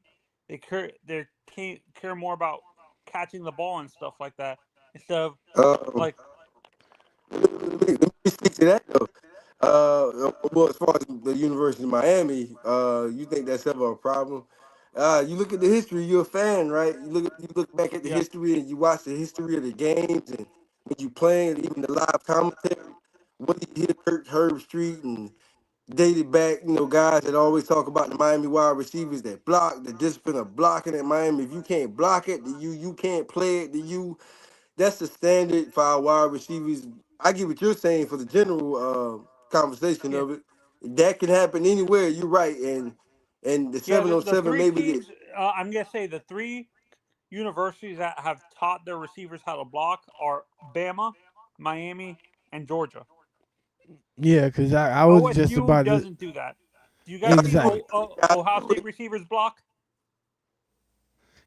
Nah, I mean, but once again, bro, I'm the type, man. I hate the area. All these other schools, I hate them. But the thing that I kind of like bro was saying, if you watch the Canes the past, just say 3 years, the wide receiver blocking has been impeccable.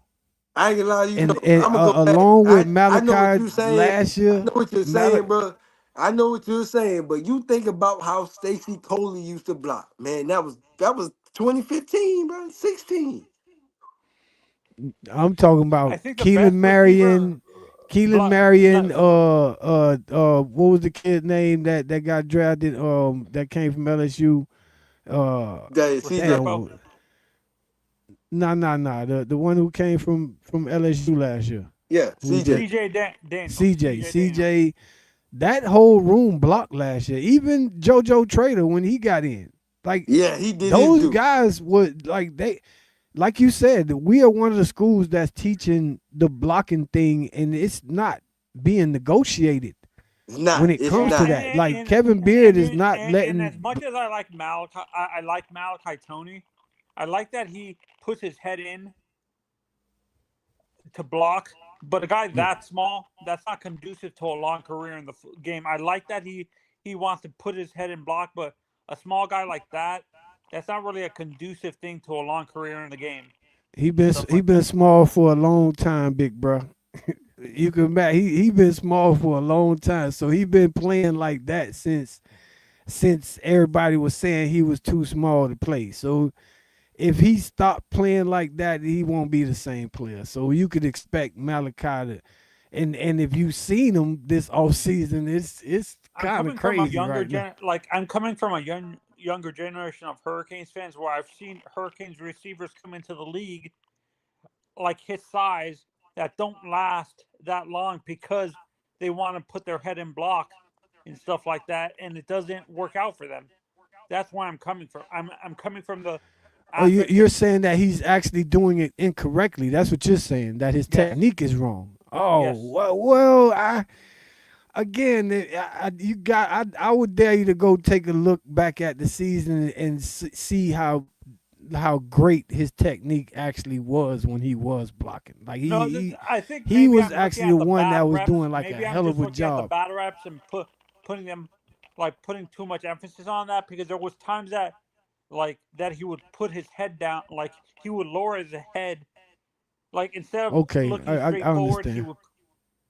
would am I putting too much emphasis on the bad reps instead of looking at the good reps, you think? Yeah, because with him, like just like it's like talking about your kids sometimes. Like everybody, wants you to have like some kind of quirk about your kid. Like if you can't find nothing wrong to say about him, you really not. So We're with nitpicking. him, every game that you watch Mally play, the announcers was like praising every aspect of his game. Like he didn't drop a pass. He broke the freshman record for receiving. He was like the number one receiver in the country when it came to yards per catch. He had like ridiculous, and then with the blocking, he had a higher yards per catch over JJ. Really? Listen, like that's what I mean. Like everything that you didn't think he was doing well in, he was excelling in. And then like the games where he sprung people on blocks, they highlighted his reaction because of how good a job he did with springing the person on the block.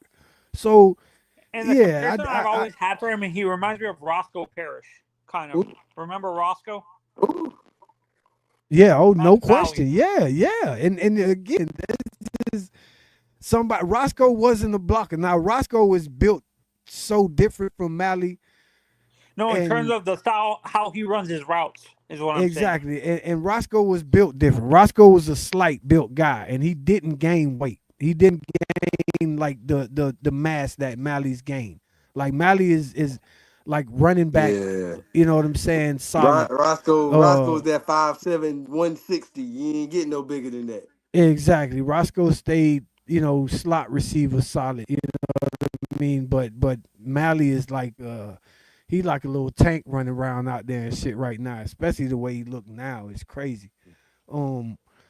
Thanks, Anthony. I don't know what happened to you. If you want to come back, you can, bro. And Mally had more yards after contact. That's facts. Jose. But do you think, boy, you worry if Mally getting too big? You need to slow down a little bit. No, I mean again, he looked like an NFL slot right now. To tell you, like or a slot coming from college that's about to go to NFL. You know what I mean? He probably got about 5 more pounds to fill out what he need to fill out, and that's what he gonna be. Cause the Branch kid who came from USC to Georgia, he probably about the same size as he is, or was when he left USC and doing everything. Right. That last clip, he had to double back because he was hating at first. Mensah. So there's no way you evaluate Mensah any way negatively after doing what he did. You can't, bro. I mean, it ain't about the ACC championship. I mean, hell, Duke won 7 games, 8 games in total, bro. I think they won a bowl, but anyway, 7 regular season wins. But I mean, his numbers was sick. He had a 1,000-yard receiver, bro. So what was he missing? The rest of the team, we get it, but now he has the rest of the team now. So the hater is no longer a hater. He come to the light. Yeah. And we gonna do the same thing, Hurricanes fan. We gonna go to the light right now. And this was a dope show, homie. Oh yeah. Only gonna get better, man. I love it, man. Y'all looking forward to the season like we looking forward to the season. Y'all make sure y'all subscribe to the YouTube channel, Barbreakers 305. And y'all already know, man, it's a Canes thing, man. We're gonna keep bringing y'all great conversation and great energy, and content that y'all can relate to. You know what I mean? I don't want to try to do the same thing everybody else is doing. You know what I mean? I love talking Canes football. My man love talking Canes football. And we want to bring another twist, a different energy to it. We want to bring a kind of a player type vibe to this shit. You know what I'm saying? Like where we give you that intensity. You know what I'm saying? We give you that intensity. R.I.P. Al Blades. It's gonna take 3 motherfucking things, and that's what? Let's go kick some. What's that? Hey, D. Lou, what it is? One more time, D. Lou. It got to make you feel like this, Canes fan. If this program don't make you feel like this, anybody in the program don't make you feel like this when they join it, commit, you ain't no Canes. He ain't no Canes. That was the Ohio State game, right? Yeah. That was when James Jackson. Yeah, I was waiting to watch that game. Jackson broke for the 50-yard touchdown. Yeah, that was a game. I love that. Was the opening game. Yeah, him and Clint Portis betted that he was gonna go for 50 yards, and he ran for the 50 yards. So sorry guys, I got a kick call. The door back here, big bro. Yeah, Anthony back with us. Yeah. And there's like I've seen actual guys, former receivers from the NFL, break down Malley's tape back to Malley. Okay. They say they see a lot of Puka in him. Puka. Wow. That's a good comment right there, right? Yeah, I that's like a good Puka, compliment. man, yeah. But do you think is Malley as big as Puka? Because Puka I think is like 220 or something like. He's the same size. Nah, Malley gonna fill out to about 190. If he get up to 192, we'll be okay. You know what I mean? You don't think he gets in the 200s? Nah, I don't think he need to. You know what I mean? Once again, he always been that guy, and he don't rely on being crazy physical. He just is physical. You know what I'm saying? So if he get up to two something, I think he lose a little. Oh, in the chat, I was asking, in your guys' opinions, who's our future in the boundary? Is it gonna be Jabari and Dante? Dante and Seatbelt, or Seatbelt and Jabari? Jabari definitely. Jabari is our guy on this show. If you ever watch this show, that's our guy. And he prototype. Jabari Knuckles drags the floor. If you know what I'm saying, so like Xavier Lucas, his knuckles drag the floor. So to get those damn like corners with that speed, and they got those attributes, bro. We got like a few, bro. And I see a lot of Tyreek Woolen in him. Oh my God, yeah. Or I ain't Richard mad. Sherman, maybe like. Hey, because Miami Flow, I appreciate that, bro. Thanks a lot. Oh, and I said in the chat, the guy I want to see how he pans out is the junior college guy that we Jose, thanks a lot. Say it again, big bro. I apologize, Anthony.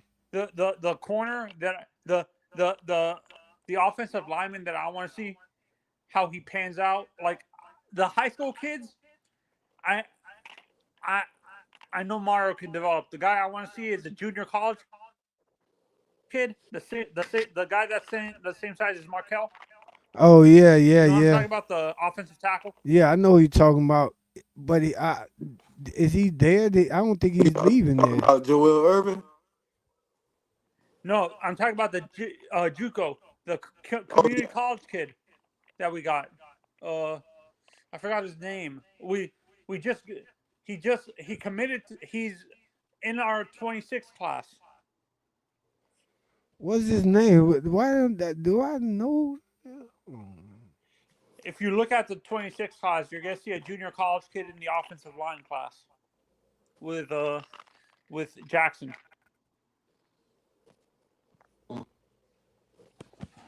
See if you can look that up for me, bro. You got your extra device or no? If not, somebody in the chat, if y'all can help us out with that. But because my other computer, I have to fire it back up.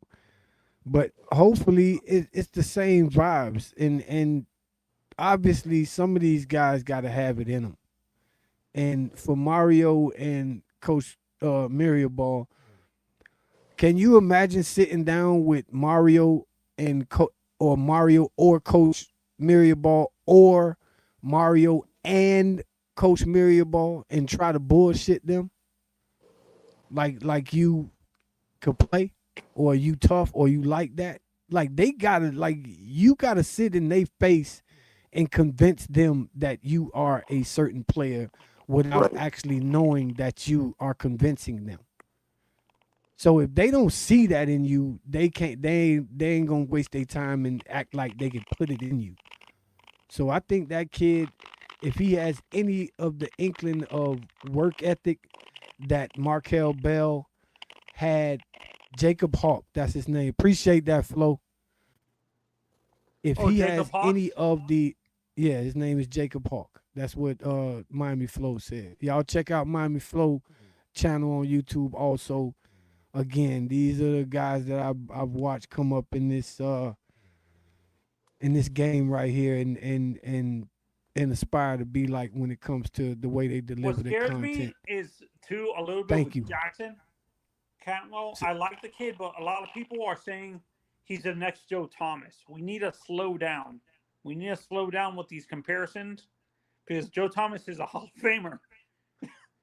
Hey, listen, if they gonna do it, do it. You know what I mean? Because but he's bigger, faster, stronger than Joe Thomas ever was at his age. So for them to kind of project something like that on him, I'm be wary of the ones that don't want the comparisons. Guys, the reason why it scares me a little bit is if he doesn't pan out like that, our fan base says, our Hurricanes fan base specifically says he's a bust. You think he's more of a bust than not? I mean, which one do you think he's closer I don't think to? He's a bust. No. I hope he doesn't become a bust, but I don't want that. No, I'm asking you in your opinion, is he from what he is now, like and what his pedigree is, and like what what he projects to be? Is it bust in your mind, or he's closer to somebody that's going to be a great player? He's closer to the elite, but it's 50-50 with these kids. You don't know how they develop and stuff like that in college. You can't say that. We just said CC. And CC is everything he is, and CC wasn't the number one player in the country. You know who came out this year that he beat out for number one player in the country? Oh yeah, didn't he beat an edge rusher out? Yeah, so it is crazy for him to be, who he actually is already. And again, the experience that they got going through the playoffs and being able to practice with that team. I want to be patient with the kid because I agree. If that projection doesn't work out, you know how our fan base is, that they automatically think he's a bust. And I'm not saying I think he's a bust, but you know how irrational our fan base is. That ain't the option, man. Just at this point, with the way this program going, none of that failing and not being who you're supposed to be is not an option anymore. That's why you got as many players as you do. If his ass is out there bullshitting, guess what? Somebody is going to supplant that mug. You know what I mean? Yeah. So with that being said, Anthony, I hope you subscribe to the channel and just look out for the notifications as we will be I've been going. Subscribed to the channel for a while, and I have it on all, and I don't get any notifications for you guys. I apologize. I'm gonna see if there's anything I need to do to remedy that. And once again, thank you for everybody. We're trying to grow the channel. Obviously, if you know anybody that's interested in Hurricane content, please have them subscribe to Barbreakers 305 on YouTube. We will be growing this channel, and just want to be a part of the algorithm and make sure the message and the energy that the University of Miami has always provided is, reciprocated through this show also. So once again, it's the Canes Off the Chain show, brought to you by Barbreaker Sports. The Caniac, aka Big Shake, and I'm with the biggest Cane fan inside Kakalaki, my boy 88 Mitch. Leaving with something, Mitch. What's, you know what I'm saying? Give some Cane. I'm just adding to it. Like you said, Give some Cane juice, like Coach Hayes say. We gonna keep growing. And if Coach Hayes see this shit, I want to battle. We gonna keep growing. I love it. We doing it. Shout out to Anthony. We gonna keep doing it. Y'all keep chiming in and wanting to join this thing, man. We gonna talk Canes football all day long, man. I love it, man.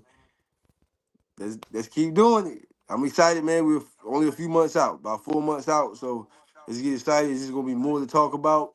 They got spring, summer workouts, fall practice gonna be here very, very soon. Get excited. The next show is going to be a dope show because we are going to go in depth on this linebacker room. Ezekiel Mercelin is an interesting player, bro. Kellen Wiley, somebody mentioned it in the comments a little while ago, is a different player. Kamal Bonner is a different player. They were hurt. Chase Smith is making a comeback. Muhammad Torre is in his 8th year of this particular system. So he should be a robot in this shit. Nobody should be out of place this year. So we are going to go in depth on this linebacker room and see what it's going to take for us to get Caden Henderson over the broom, man. We need that. Yeah. We need that Caden Henderson energy to come to this linebacker room. And I'm talking about as far as the linebacker recruiting after that. So with that being said, I just want to say go Canes and put that shit up, man. It's all about you. Throw them things up. See y'all next time. Big blessings.